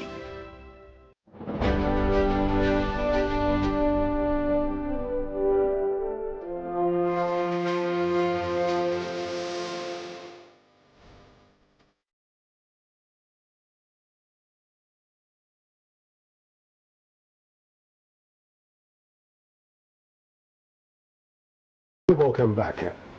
As Nigeria looks towards the 2027 elections, political parties are already feeling the pressure of internal dynamics. The Labour Party in particular is navigating a leadership tussle that has sparked debate about direction, unity and strategy. Leadership stability is crucial for a party's ability to mobilize supporters, craft a cohesive manifesto and project confidence to the electorate. But what does this leadership struggle mean for party members and voters? How are internal disagreements shaping parties' prospects, and how might they even impact alliances and campaign strategies in the coming years? Beyond politics, the tussle raises broader questions about democratic processes within parties and how leadership disputes are resolved in a way that balances governance with members' interests. Tonight on Korero, we'll take a close look at the Labour Party's leadership tussle ahead of the 2027 and elections, examining its implications for the party and broader political landscape. Joining me right now in the studio is Professor Ifagbemi Awamaridi, acting Labour Party chairman. Prof, good evening, and so good to have you join us on Korero. Good evening, and good evening, Nigerians. Well, Prof, a lot of conversations going on in the Labour Party. First, we understand that the Labour Party have different factions right now. The Apapa faction, the Abure faction, the Madisambo, and right now the Ifagbemi's faction of the Labour Party. Looking at the forthcoming election, where should voters pitch their tent? Well, there is one Labour Party. You see, the political party is just like a bus. It has a chassis, and everything on that bus is based on that chassis. The chassis of a political party is the constitution of that political party. Now, the constitution of Labour Party is 2014 constitution, as displayed as at today on INEC websites. So, as far as we know, anybody who is operating any other law, which is not the constitution of Labour Party, they can call it 2019, they can call it anything, they are not on the bus. They are on another chassis, which is not the chassis of the bus called Labour Party. And that is our being all along. That is, since April 2023 and May 2023, when the Abure ESCO and the Apapa ESCO had a NEC meeting where they declared constitutions other than constitution of Labour Party as their basis of operation. From that moment, they were out of the party. And that was what made us, that and the fact that by June 10, 2023, both ESCOs will have expired. So we started having national meetings and so on those who are based on the genuine constitution of the party. That is the 2014 constitution.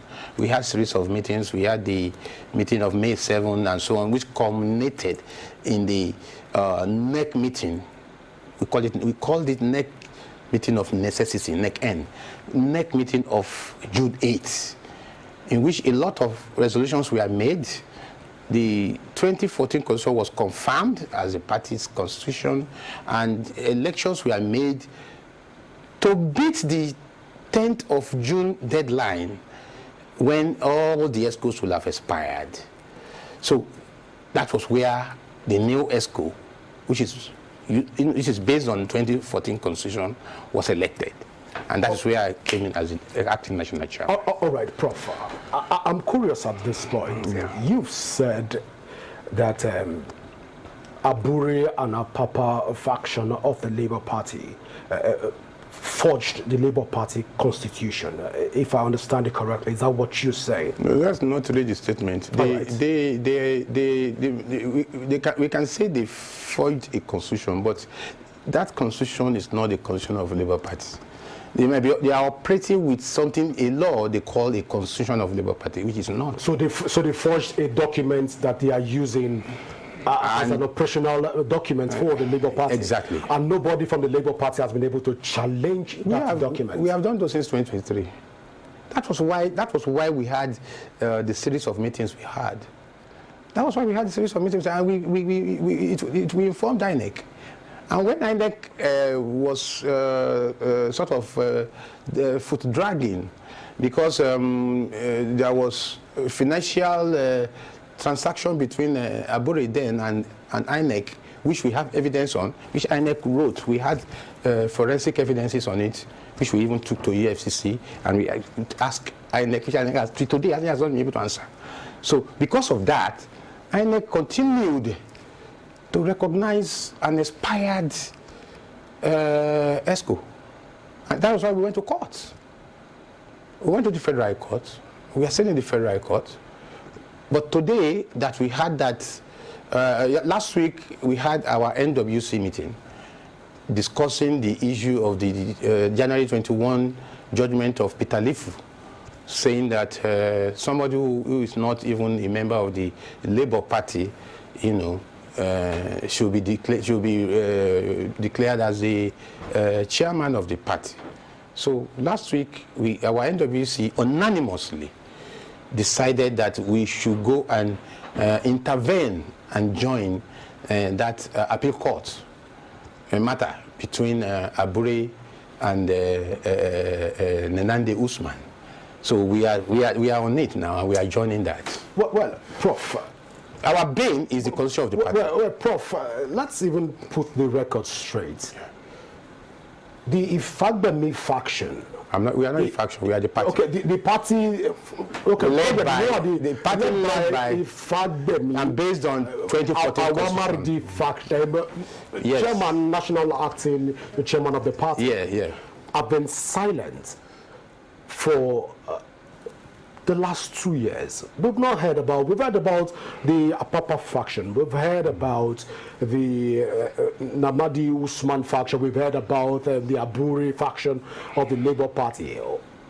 But the Professor Ifagbemi-led Labour Party has been quiet. Why speak now? Beautiful. Have you not slept on your rights? Beautiful. We have not been silent. We have just been strategical. And I will explain it to you. We don't want to be part of the people. I'll give you one story. The story in the Bible where 2 women were fighting for a child. And one said, when the king asked them, what should I do with this child? One said, let's cut it into 2. The other one said, no. If it is cut into 2, leave the child. So the king now understood that the one that said they should leave the child is the owner of the child, because cutting the child into 2 means killing the child. And a mother of the child will not want the child to be cut into 2. That is killing the child. So we have never wanted to be in the kind of position where we will demean, the image of Labour Party. We have been operating. INEC is aware. Everybody is aware. We have our structures in the 36 states. But you will not see us in a position trying to demean Labour Party. Because somebody like me, we have been in Labour Party for years. We built Labour Party. In fact, we are the one that made sure that Labour Party was not deregistered in 2019. By what we did, by the tribunal that when I was the governorship candidate of Labour Party in 2019, I was in the tribunal for 2 consecutive Supreme Courts. We won the Court of Appeal, we won the Supreme Court. That was one of the cases, and the one in Benue, those were the cases that stopped INEC from the registering Labour Party. Labour Party was #1 in the case against INEC for the registration. It was when we fought this that INEC now removed our name, Labour Party, from the registration list. So if we have been in that kind of level where people like us, we are the ones that did not make Labour Party become deregistered, we have to be circumspect when we are talking about Labour Party. So the kind of way we handle the party is different from the kind of way somebody who is just an Andrew Liversort member will handle the party. Because many of the people you see today, they are just Andrew Liversort members, Andrew Liversort candidates, people who just came and already they are going. People who just came to the party to just do 1 or 2 things.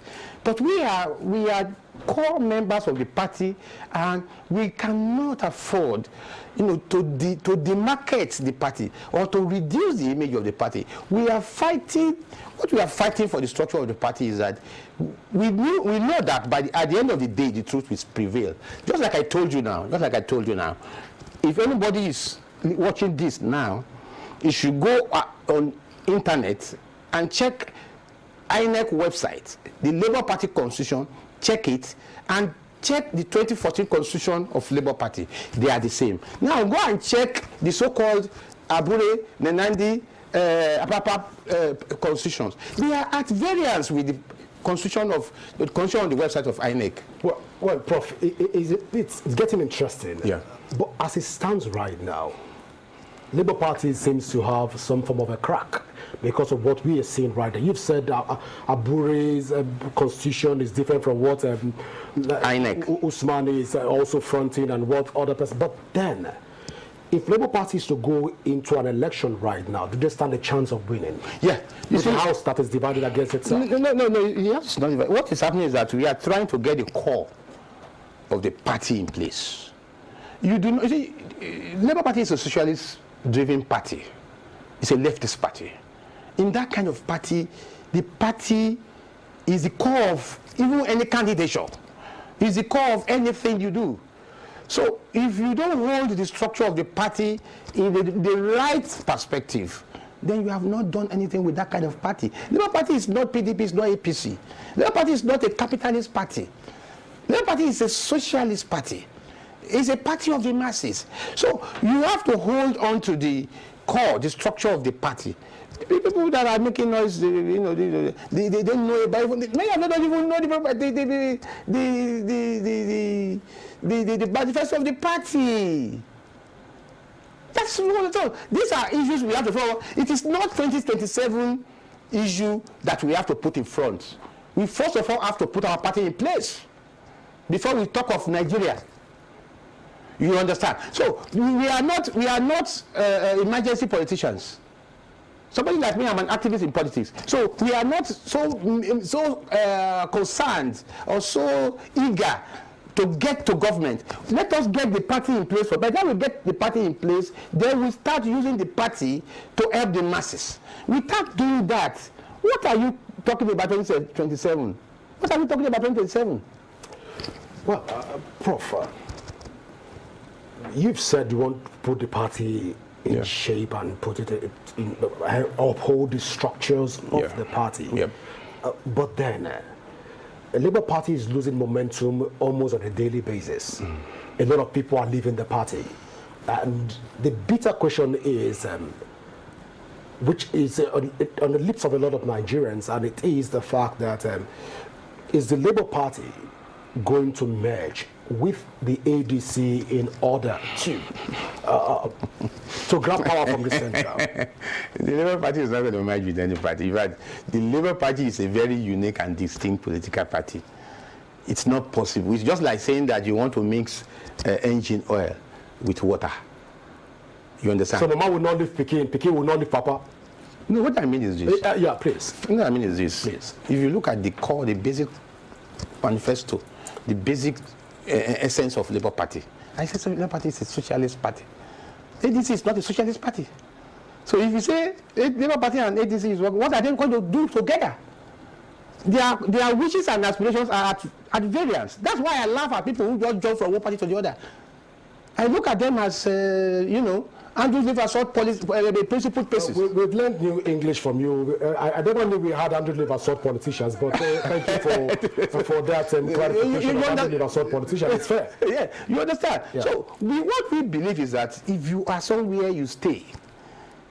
I have been in this party for years and nothing is shaking me. I'm not in the party. I contested 2019 election. I went to tribunal against Sanwo-Olu and so on and so forth. I won in the appeal court, won in the Supreme Court. But despite that, even 2023 I contested, I've already forged the withdrawal of me as a governorship candidate, forged the withdrawal of 40 House of Assembly candidates. Allegedly. I can say that. Allegedly. I can say that because I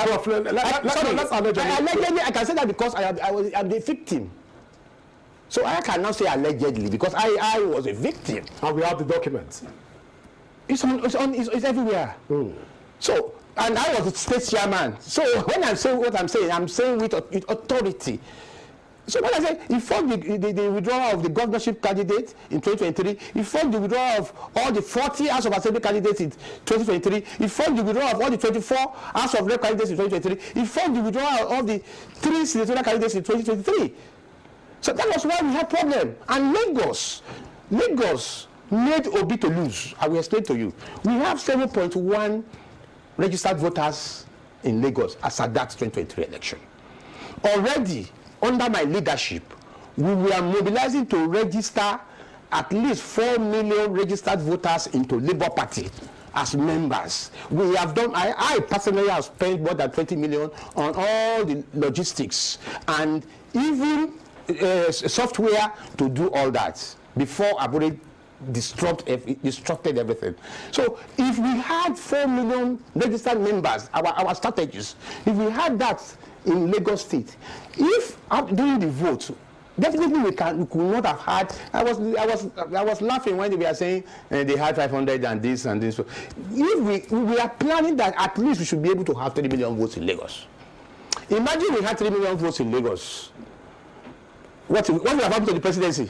Oh, well, I wish I can all brief for the presidency. But then, mind you, all along in Lagos, our married the leadership of Labour Party and Labour Party has been the major opposition in Lagos to Tinubu. Well, so it will be really easy. If they didn't mess it up, it will be easy for us to tackle Tinubu headlong. Well, Prof, Ifadbemi Awamaridi, I wish we have time to talk more even on Labour parties. So I've been signaled that our time is fast spent. I want to say thank you so much for finding out time to be with us here on Thank you Korero. very much. Thank you very much.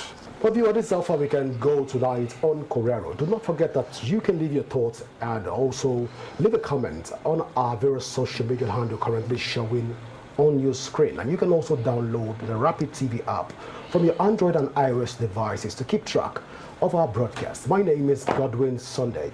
Always remember that peace and unity are the pathways to progress. Do enjoy the rest of your night rest. Bye for now.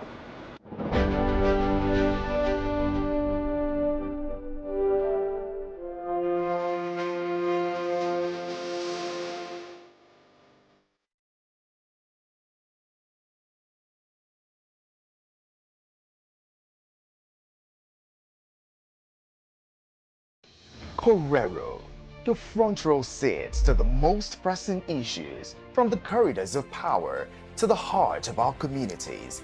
We bring you unfiltered insight, fearless journalism, and the conversations that matter. And I invite you to this big conversation table as we analyze the top stories, ask the tough questions, and hold power to account. News that informs, analysis that empowers, debate that drives change. Korero, the big conversation, every weekday at 7 p.m. only on Rapid TV. Nigeria's economy, the global markets, what does it all mean for you? From stock market insights to global financial news you need to know. From Wall Street to the main street and of course the marketplace. Get the answers you need every week on Businessless as I bring into focus the stories, strategies, and shifts shaping our economy. No angle is missed as I talk about the business, the people, patterns, and possibilities behind them. Welcome to the Business Lens. Rapid TV, rooted in truth, driven by impact.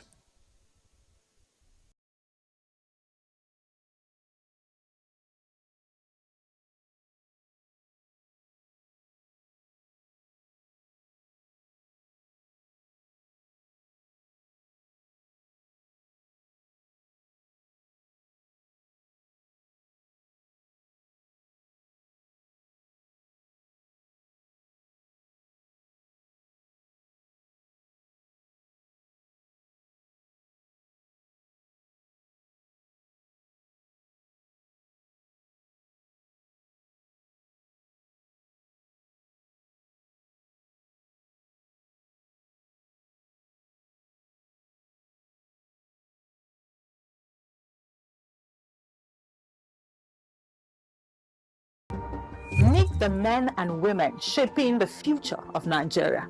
Get to know your representatives at the National Assembly. From lawmaking to constituency projects, we'll take you behind the scenes and inside the chambers of the Nigerian National Assembly. Learn about the bills they are championing, the challenges they are facing, and the impacts they are making in their constituencies. We'll also bring you closer to the people they are serving and the stories that shape their work. Join us on NAS Watch every Friday on Rapid Television at 7 p.m. So get informed, get engaged, and get to know the leaders shaping Nigeria's future.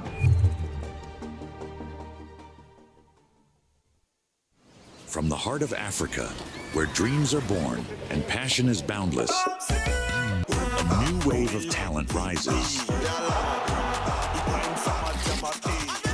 In La Liga, these extraordinary athletes are not just playing the game, they're transforming it.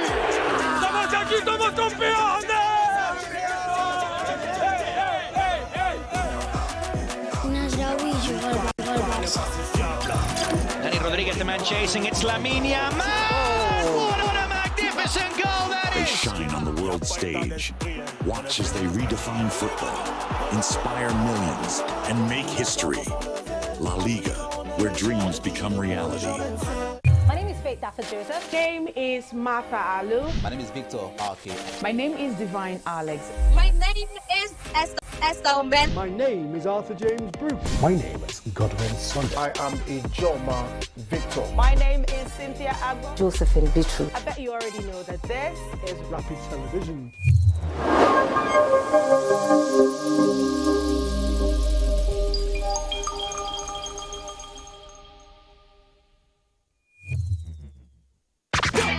Are you missing out on interviews, music, entertainment, thought-provoking discussions, and more?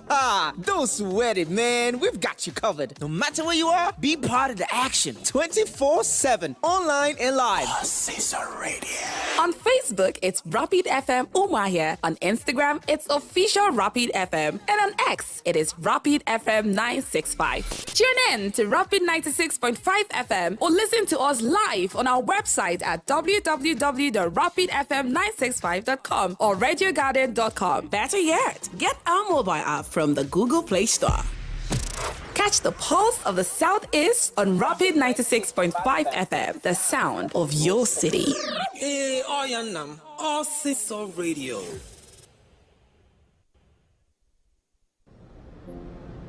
Time is power. Our lives are powered by the sun. As the sun rises, so do we. As we trust it to rise and set without any worries interrupting your morning with our hybrid all-in-one inverter, powering our prosperity and happiness. Sustainable future, breaking the shell. Start time solar.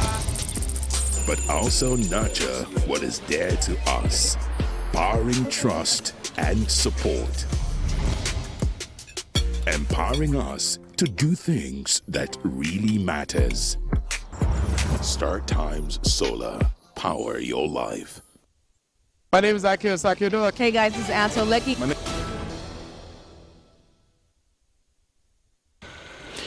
Hello, good evening and welcome to Rapid TV News. I am Nathan Williams. In the headlines, Tinubu nominates Taiwo Yedere as Minister of State for Finance. DSS detains officers over airport bridge involving El-Rufai. NBS reports 2.28 trillion naira VAT revenue in third quarter of 2025. Israel, United States strike building link to Iran leadership selection. Plus in sport, Nigerian footballers stranded in Qatar, United Arab Emirates amid regional tensions. Details of this and more will come to you in the bulletin. Do stay with us.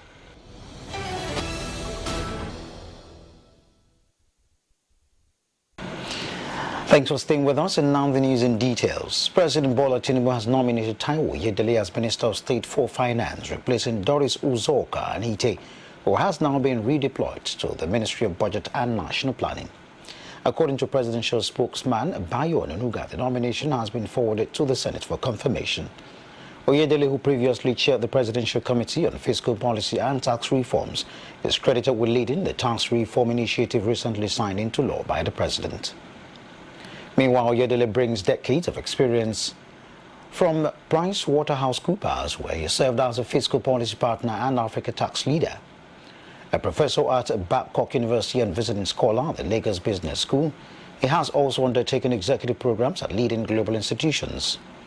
His nomination signals a continued focus on fiscal reforms within the administration. In another development, President Bola Tinubu will on Wednesday formally swear in Olatunji Disu as the 23rd Inspector General of Police after the Nigerian Police Council has unanimously ratified his appointment. The ceremony will take place during the Federal Executive Council meeting at the State House Abuja. Disu's endorsement follows the resignation of the immediate past IGP Kade Gbetokun. Lagos State Governor Babajide Sanwo-Olu described Olatunji Disu as disciplined and result-driven, recalling successes recorded during his tenure as commander of the Rapid Response Squad. Nasarawa State Governor Abdullahi Sule and FCT Minister Nyesom Wike also praised the appointment, highlighting Disu's leadership roles in Rivers State and the FCT. Born in 1966, Disu joined the force in 1992 and has held several prestigious positions. Now to politics. Adamawa State Governor Umaru Fintiri has insisted that the presidency should remain in the South in 2027, arguing that the region deserves to complete 8 years in line with Nigeria's power-sharing tradition. Speaking on national television, he maintained that although zoning is not constitutional, it remains vital for unity and stability. However, Fintiri dismissed suggestions that his stance has strained his relationship with former Vice President Atiku Abubakar, noting that political differences have not affected their personal ties. The governor also defended his recent defection to the APC, saying the move was aimed at positioning Adamawa State for greater federal collaboration and development. Concerns over vote buying in Nigeria's electoral process are mounting, with observers warning that the growing trend threatens the credibility of domestic or democratic outcomes. From cash incidents or inducements, at polling units to digital transfers aimed at influencing voters, the practice has become increasingly sophisticated in recent election cycles. In response, the Independent National Electoral Commission (INEC) says it is strengthening collaboration with security agencies to tackle the menace ahead of forthcoming by-elections and the 2027 general elections. Measures under review include tightening monitoring around polling areas, improved intelligence gathering, and stricter enforcement of electoral laws. Our correspondent Godwin Amunde reports on the developments. Vote buying is a major concern in Nigeria's electoral process, undermining the integrity of elections and eroding public trust. This unfortunate development has become a great concern to Nigerians. Most of the civilians are encouraging the bad so-called politicians that say, just bring money, I will vote for you, which doesn't done in other countries. So if the action can be taken and make sure that they have a face consequence of such a thing, there will be the lesson for all the people that are doing that. Yeah, when we are talking about vote buying during the election, I think it's not really the fault of those politicians that are selling the vote. It's the fault of we, the electorate. If we, the electorate, can stand our ground and say whether giving me money or no money, no, I'm going there to vote for my conscience. I'm going there not to vote for party, but to vote for personality, the candidate of my choice. I think that will be. The Independent National Electoral Commission (INEC) has been taking steps to address this issue. INEC Chairman Joash Amopitan has warned that vote buying will be met with strict enforcement, and anti-graft agencies have been tasked with apprehending offenders. Let me say this as a commission. One of the areas of concern to us is the issue of vote buying. And as much as we did our best in the Anambra election, the only negative reports we received about that election is the issue of vote buying. And you are all aware that INEC can only prosecute. The responsibility to arrest anyone involved in inducing voters before or during the election is that of the security agencies. So therefore, I want to especially employ the security agencies to ensure that they deploy the necessary intelligence to be able to map out and fish out those that are responsible for this heinous crime. To curb vote buying, INEC has also proposed stricter laws, including a ban on carrying large sums of money at polling units. INEC has also emphasized the need for voter education, campaign finance enforcement, and interagency collaboration to tackle electoral corruption. Some of the measures INEC is taking include implementing the bimodal voter accreditation system to enhance transparency and security, collaboration with security agencies, and working with law enforcement to arrest and prosecute offenders. The Nigerian Police Force is designated as the lead agency for election security in collaboration with other security and law enforcement agencies, is actively mobilizing resources and implementing measures to prevent any action that could disrupt the electoral process. Accordingly, adequate security personnel will be deployed to polling stations and high-risk electoral wards. Also, political talks and politicians with violent dispositions will be identified and reprimanded or restrained before, during, and after the elections, while vote buyers will be traced and apprehended. INEC is also advocating for voter education to enlighten citizens on the importance of voting without inducement. As the 2027 general elections approaches, Nigerians are waiting eagerly to see the effects of the modalities put in place to curb vote buying aimed towards sanitizing the electoral process in Nigeria. Abuja, Godwin Amundi, Rapid Television News. As preparations gradually build toward the 2027 general elections, the Lagos State chapter of the All Progressive Congress APC has held its state congress to inaugurate a new set of executives. The exercise, which took place at the Mobolaji Johnson Stadium, saw Honorable Cornelius Jalabi returned as chairman of the party in the state. Our correspondent Esther Omelo reports from Lagos. APC, APC, APC. This is the All Progressive Congress Lagos State Chapter 2026 State Congress.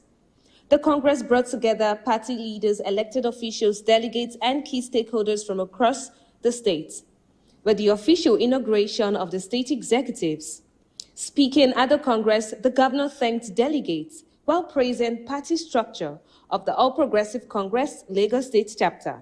Today is not a day of long speeches, but it's a day that we can tell the entire nation that the APC in Lagos is about uncommon standard. We have shown that the party structure in Lagos is next to none in the entire country.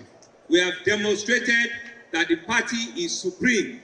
We have shown to everybody that for us in Lagos, we are embodied and we are strengthened by the unity of purpose. We have demonstrated here this morning and into the afternoon that we have a single and a common purpose to ensure that the party formation, the party structure in our state is the best and is next to none. Honorable Cornelius Ojelabi returned as the re-elected chairman of the Lagos State chapter of the All Progressive Congress, as well as other state executives.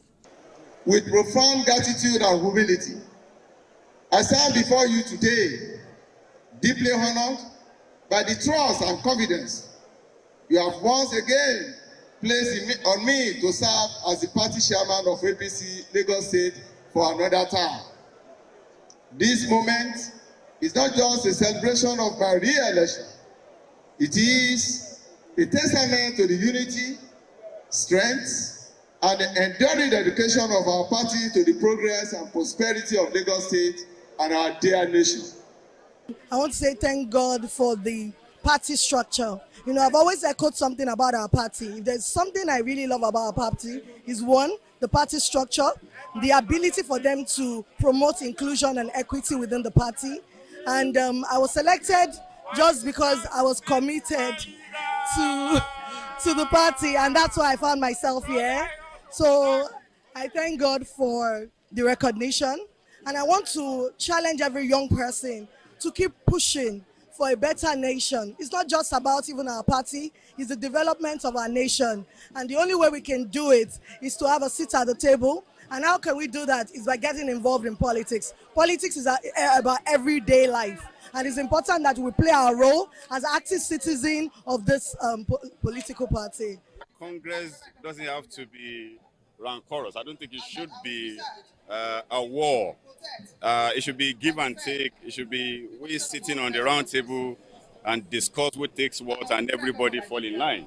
So what we have witnessed today is the fact that APC is a political party with stability.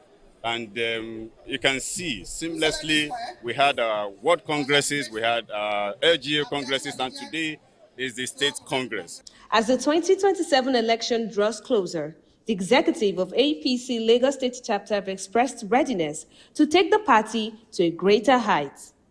Esther Omelo, Rapid TV, Lagos. The Senate Committee on Finance has rejected the Corporate Affairs Commission's 2026 revenue projections, describing the submission as inadequate and poorly structured. Lawmakers faulted the Commission for failing to provide detailed records of its 2025 revenue performance, expenditure profile, and clear financial projections for the coming year. From Abuja, Cynthia Abo reports. The Senate Committee on Finance has rejected the 2026 revenue projections presented by the Corporate Affairs Commission (CAC), describing the document submitted by the agency as inadequate and poorly structured. It is said that the Commission failed to provide detailed records of its 2025 revenue generation, expenditure, and projections for 2026. Senator Issa expressed dissatisfaction with inconsistencies in revenue figures, remittances, and outstanding obligations contained in the document presented by the Registrar General and Chief Executive Officer of CAC, Hussaini Ishaq Magaji San. The figures, okay? Yes. And definitely there should be variances. You have to provide explanations for the variances. Expected, actual. And you understand? Hello, expected, actual, and the variance, and explanations for those variants. Then for 2026, we need the assumptions, clear-cut assumptions, okay, underlining your figures. We need them very clearly. And that is the only way we can follow you, because if you don't tell us the assumptions and you plant the figures here, we don't know, we can't follow. The chairman of the committee, Senator Sani Musa, subsequently asked CAC to review its submission and provide comprehensive explanations addressing revenue remittances, outstanding liabilities and financial projections on Thursday, March 5. An accounting firm or what have you, what you need to do, we will step you down now. Then you make sure that you package everything so that by the time you present to us and we looked at it, whatever question we have to raise, we'll raise it. I know that you are not taking any money from the national budget. You are self-funded, but there is a certain percentage that's supposed to be retained by you and the other to be remitted to the Consolidated Revenue Fund. Earlier, Magaji tendered an unreserved apology to the committee over his absence at a previous budget defense session and an interactive meeting with the federal government's economic team, blaming the incident on an internal communication crisis within the commission. Sir, it is not our conduct and it's not my conduct. I hold this committee in high esteem, sir. What happened that day, sir? It's actually a miscommunication between our staff and the committee. I was coming from Lagos, sir, and I asked them to come in advance to let the committee know that I'm coming, because we received the letter a day, evening before that day. So I had to leave some of the activities that took me to Lagos and rush back. And unfortunately, I came late. And if you could observe, sir, I was there at the last sitting. My name is being reflected in the attendance. So, and I observed that I have issues internally in my commission concerning communication between the National Assembly and my commission. The absence had earlier angered lawmakers, prompting calls for President Bola Tinubu to sack the Registrar General over what senators described as disrespect to the Senate. Following a motion moved by Senator Issa Jibril, the committee rescinded its earlier resolution recommending his removal and withdrew proposed disciplinary measures. From Abuja, Cynthia Agbo, Rapid TV. The Department of State Services has detained 5 security officers over an alleged bribery incident involving former Kaduna State Governor Nasir El-Rufai at the Nnamdi Azikiwe International Airport.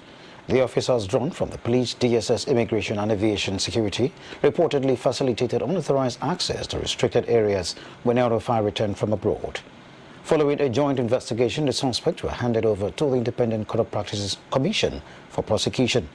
Authorities say other officers who abused their uniforms, though not accused of taking bribes, will face administrative sanctions. The DSS described the breach as unprecedented. In another development, the Department of State Services has arrested a suspect linked to the February 24 attack on Labour Party's 2023 presidential candidate, Peter Obi, in Benin City, Edo State.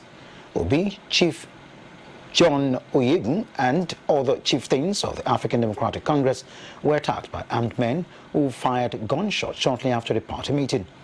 Authorities say the suspect allegedly threatened further violence in a post on social media following the incident, which occurred after party leaders returned from the ADC Secretariat, where a former governorship candidate, Olumide Akpata, was formally received into the party. Condemning the attack, Peter Obi described the development as unacceptable and vowed to make a formal complaint. The ADC leadership also denounced the violence, insisting it would neither bow nor retreat in the face of intimidation. Edo State Governor Monday Okpebholo condemned the incident, describing it as an internal party crisis that escalated, and warned that the importation of thugs under the guise of politics would not be tolerated. 5 worshippers abducted during an attack on Celestial Church of Christ in Uso, Ondo State have regained their freedom after their families reportedly paid a 9 million naira ransom. The kidnappers had initially demanded 40 million naira before negotiations led to a reduction. Meanwhile, the Ondo State Police Command confirmed that one victim was earlier rescued and a suspect arrested during a joint operation with the military and local vigilantes. Authorities say efforts are ongoing to apprehend the fleeing kidnappers amid rising cases of abduction in parts of the state. The BAT ideological group has called on the Universal Basic Education Commission to strengthen access to education for vulnerable Nigerians, particularly families of wounded, retired and fallen military and paramilitary personnel. The appeal was made during a meeting at the Commission's headquarters in Abuja, where the group proposed a structured educational support program for children of security operatives who have sacrificed in line of duty. Commission's direct interventions currently extend to junior secondary school. 3 of the ideas aligns with each commitment to include basic education. She added that the proposal could be integrated into existing frameworks, including conditional cash transfer schemes. The group reaffirmed its commitment to supporting awareness campaigns to promote federal education initiative nationwide. Abia State Modernization agenda is gathering momentum with fresh reforms in transportation and healthcare, signaling a broader push towards digital transformation. The state government says its electric bus scheme will transition to a fully digital payment system from March, alongside the introduction of subsidized fares. Speaking during his monthly media chat, Governor Alex Oti also highlighted ongoing improvement in healthcare delivery, infrastructure development and industrial revival, outlining a vision anchored on transparency, efficiency and improved public service delivery. Our correspondent Faith Kevin reports from Umuahia. For 3 months, electric buses moved across Abia State carrying passengers at no cost. But at the monthly media chat, Governor Alex Oti announced that the free ride will officially end with the month of February. Commuters, he said, will now pay subsidized fares, 800 naira from Umuahia to Abia and 1,000 naira from Umuahia to Ohafia.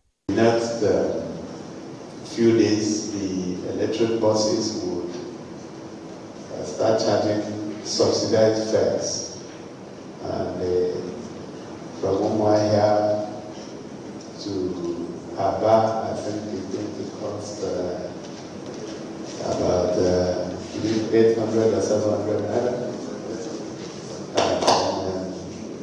and back.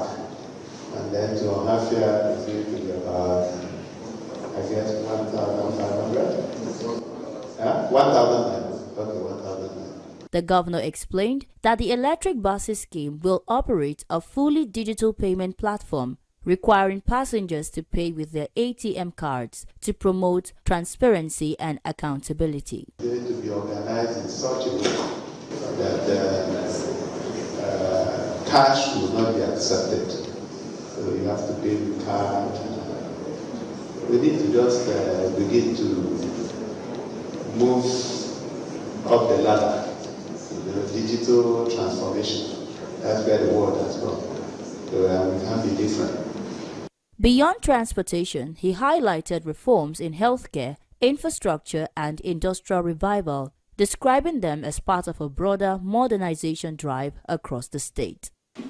As you are all aware, we declared an emergency on health and a few other areas, including environmental sanitation and infrastructure.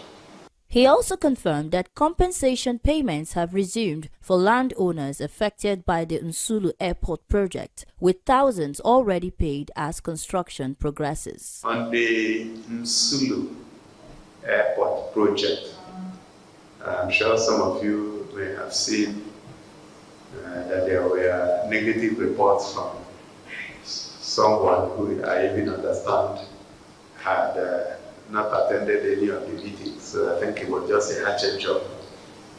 But I'm glad to report that compensation payments have resumed on the 23rd of this month, after the meeting on the 18th of this month. And I understand there are close to 10,000 claimants, and at the moment over 4,000 have been paid. So we are taking them step by step. We first of all took the people we acquired the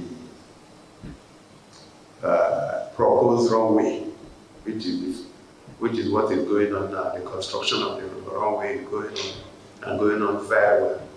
Governor Oti maintained that the reforms unveiled during the February 2026 media chat reflects his administration's commitment to structured growth and improved service delivery for residents of Abia State. Faith Kevin reporting for Rapid TV News. Meanwhile, the federal government has suspended all Christian pilgrimages to Israel due to the escalating tensions in the Middle East. The Nigerian Christian Pilgrims Commission announced a decision shortly after concluding the 2025 main pilgrimage exercise, which saw over 4,000 Nigerians travel without incident. However, recent security developments and restrictions in Israel prompted the suspension. The Commission says the safety of pilgrims remain paramount and the exercise will resume only when conditions improve. It also urged Nigerians to remain calm and avoid actions that could heighten tensions. The Nigeria Center for Disease Control has reported 75 deaths from Lassa fever within 7 weeks, with 326 confirmed cases across 16 states. Taraba and Bauchi recorded the highest fatalities, while Bauchi, Ondo, Taraba and Edo accounted for the majority of confirmed cases. Furthermore, the agency disclosed that 5 healthcare workers were infected during the reported period, raising concerns about infection control. Although overall case numbers are lower than last year, the fatality rate has increased, prompting continued nationwide response effort under the incident management system. You're still watching Rapid TV News. Still to come, NBS reports 2.28 trillion naira VAT revenue in third quarter of 2025. Israel, United States strike building linked to Iran leadership selection. Nigerian footballers stranded in Qatar United Arab Emirates amid regional tension. Stand by for these and more after the break.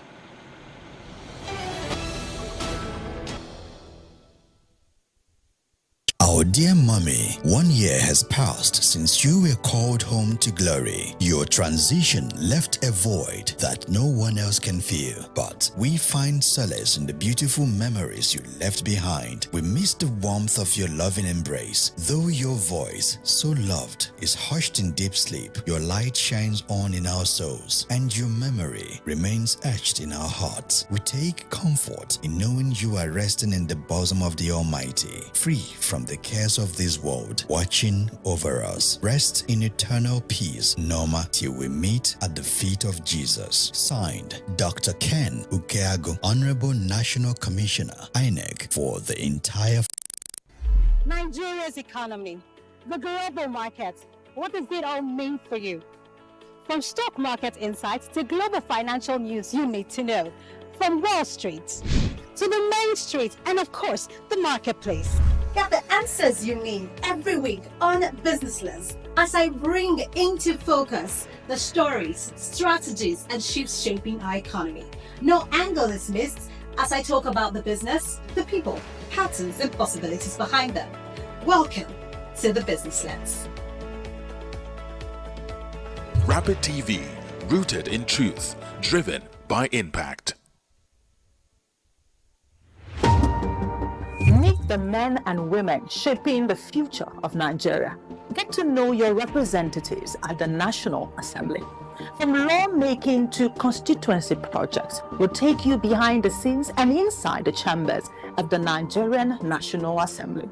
Learn about the bills they are championing, the challenges they are facing, and the impacts they are making in their constituencies. We'll also bring you closer to the people they are serving and the stories that shape their work. Join us on NAS Watch every Friday on Rapid Television at 7 p.m. So get informed, get engaged, and get to know the leaders shaping Nigeria's future.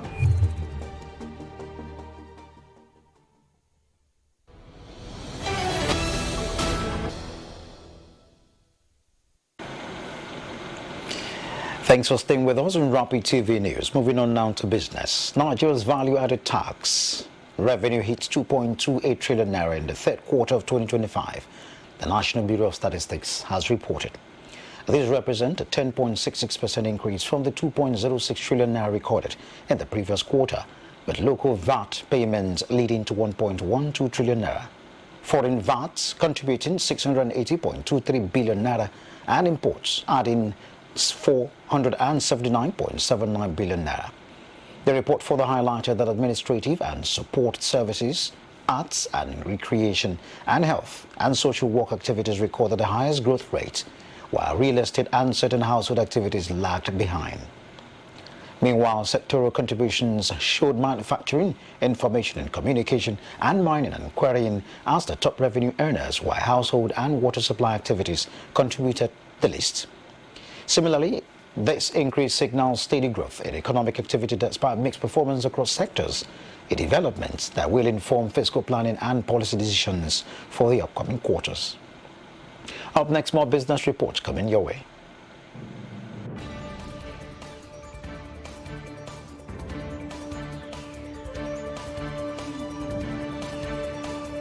Good evening and welcome to the business segment, where you hear that Nigeria's private sector is back in expansion mode, while tax authorities in the Federal Capital Territory are reminding residents of a critical filing deadline, and Africa's air cargo trade with Asia record-breaking growth. Here are the details in our business update. I am Divine Alex.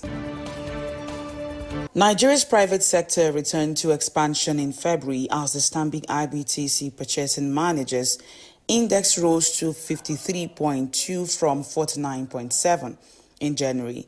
The reading signals renewed improvement in business conditions after a brief contraction at the start of the year.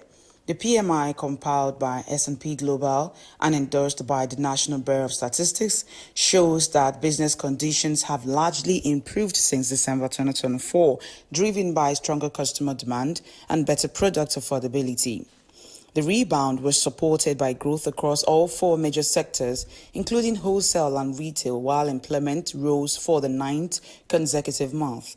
Inflationary pressures also eased, helped by a stronger naira trading below 1,400 to the dollar. Stanbic IBTC projects Nigeria's economy will grow by 3.86% in the first quarter of 2026 and 4.1% for the full year, supported by infrastructure spending and industrial investment.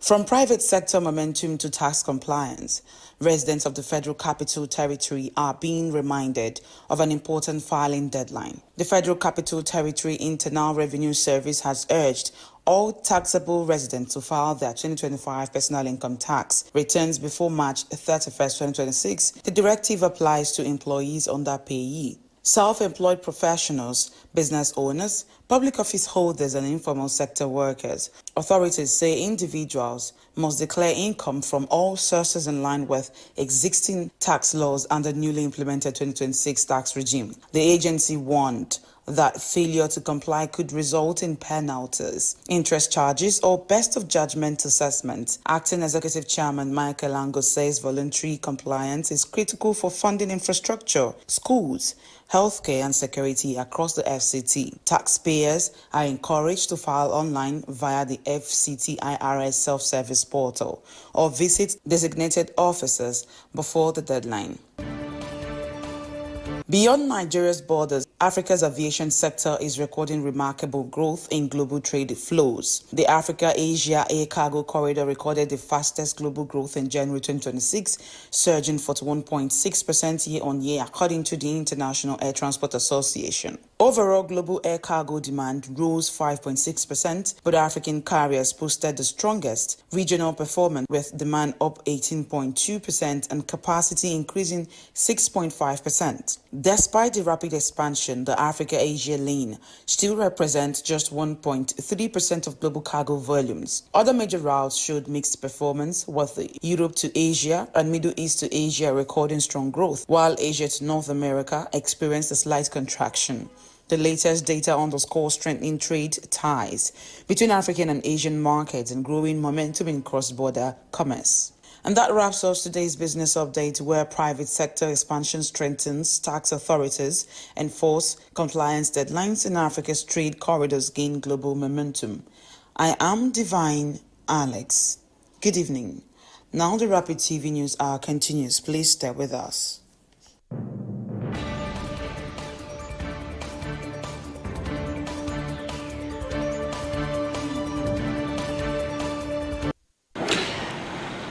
In other news, Israeli and United States airstrikes hit a building in Qom, Iran, used to elect a new supreme leader following the death of Ayatollah Ali Khamenei. Local media showed severe structural damage, though no casualties have been confirmed. Iran has since initiated a transition process with an interim leadership council to oversee governance until a permanent successor is appointed. The ongoing conflict escalated across the Middle East. Washington has warned its citizens to evacuate the region, while Israel reported forward advances in southern Lebanon to counter Hezbollah attacks. The situation has also caused disruption in European energy market, underlining the conflict's regional and global implications. In another development, drones struck the United States Embassy in Riyadh on Tuesday, following Iran's retaliatory attacks on its industrial and diplomatic targets. The strikes come 4 days after United States and Israeli operations killed Iran's supreme leader, sparking a regional conflict. Reporters in Saudi Arabia observed smoke damage on the embassy's wall and roof, while Saudi police intensified security in the diplomatic quarter, blocking roads and checking IDs. The United States Department had urged Americans to leave the Middle East immediately due to serious safety risk. Israel has also reinforced its position in southern Lebanon after Hezbollah launched missiles in support of Iran, prompting heavy Israeli bombardment. Defense Minister Israel Katz confirmed that Israeli forces were authorized to advance strategically to protect border communities, underlining the growing scale and intensity of the conflict in the region. Meanwhile, a magnitude 4.4 earthquake struck the Garash region in southern Iran, shaking surrounding areas but causing no major structural damage or casualty, according to the United States Geological Survey.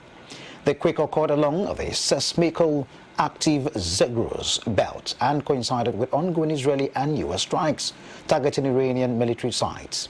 Consequently, the earthquake adds to growing concerns over civilian safety as military operations intensify in Tehran and Beirut, with both Iran and Israel striking strategic locations. Observers note that regional residents are living under heightened alert amid simultaneous natural and man-made hazards. Up next is the entertainment segment.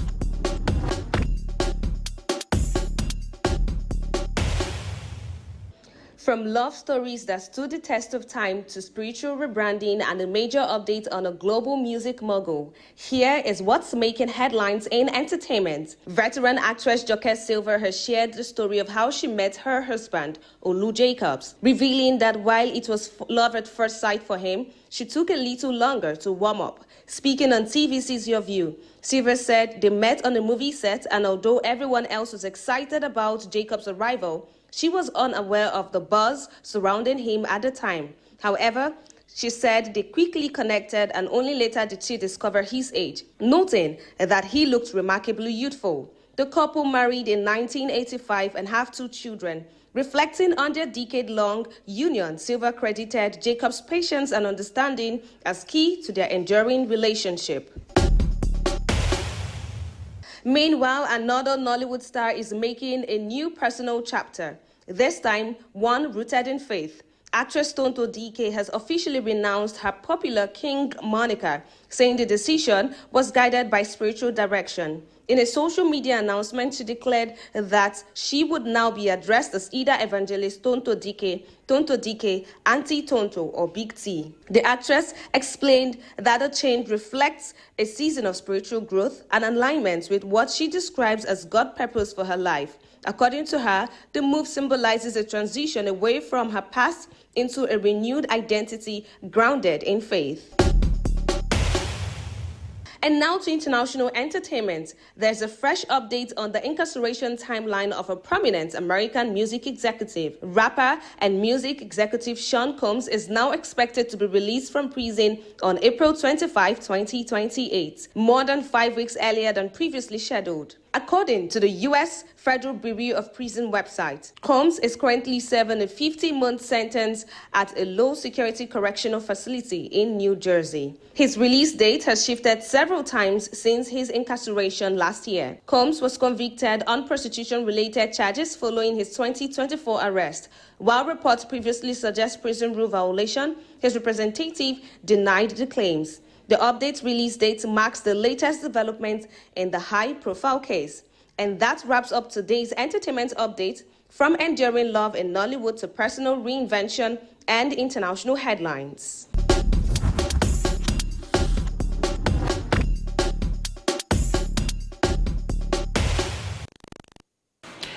In sports news, the escalating Middle East tensions have also disrupted air travel, leaving several Nigerian footballers stranded in Gulf countries. Players in Qatar, the United Arab Emirates UAE, and Saudi Arabia, including former Super Eagles captain William Truss Ekong and others across local leagues, have faced postponed matches, suspended flights, and restricted mobility. In addition, these disruptions have affected training routines, match preparations, and international call-ups. Clubs and embassies are monitoring the situation closely, with players awaiting a resolution that will allow football competitions and international travel to resume safely. Back on home turf, Nigeria Super Falcons prepare for their second friendly against Cameroon in Yaoundé after a narrow 1-0 defeat in the opening match. Coach Justin Madugu is expected to adjust the lineup, with key players like Chiamaka Nnadozie potentially returning to goal as the team seeks a sharper, more clinical performance. Meanwhile, the match serves as an important warm-up for the upcoming Women's Africa Cup of Nations in Morocco, allowing the Falcons to fine-tune tactics, restore confidence, and rebuild momentum ahead of Africa's premier women's football competition. Finally, FIFA has introduced new rules to enhance match tempo at the 2026 World Cup and beyond. Approved at the IFAB's AGM in Wales, the changes include time-limited substitutions, countdowns for throw-ins and goal kicks, and updated VAR protocols to review mistaken red cards and incorrectly awarded corner kicks. Similarly, players receiving on-field medical treatment must remain off the pitch for 1 minute once play resumes, ensuring continuous game flow. These measures aim to reduce time wasting, protect playing time, and make football faster and more engaging for fans worldwide. And that's the size of our package tonight on Rapid TV News. To end the news, here's a recap. Tinubu nominate Taiwo Yedele as Minister of State for Finance. DSS detains officers over airport bridge involving El Rufai. NBS reports 2.28 trillion naira VAT revenue in third quarter of 2025. Israel, United States strike building linked to Iran leadership selection. Plus, in sport, we informed you that Nigerian footballers stranded in Qatar, United Arab Emirates, amid regional tensions. And that's it on Rapid TV News. Thank you for watching. Don't forget to join us for more programs on Rapid TV. I remain Nathan Williams. Have a pleasant evening.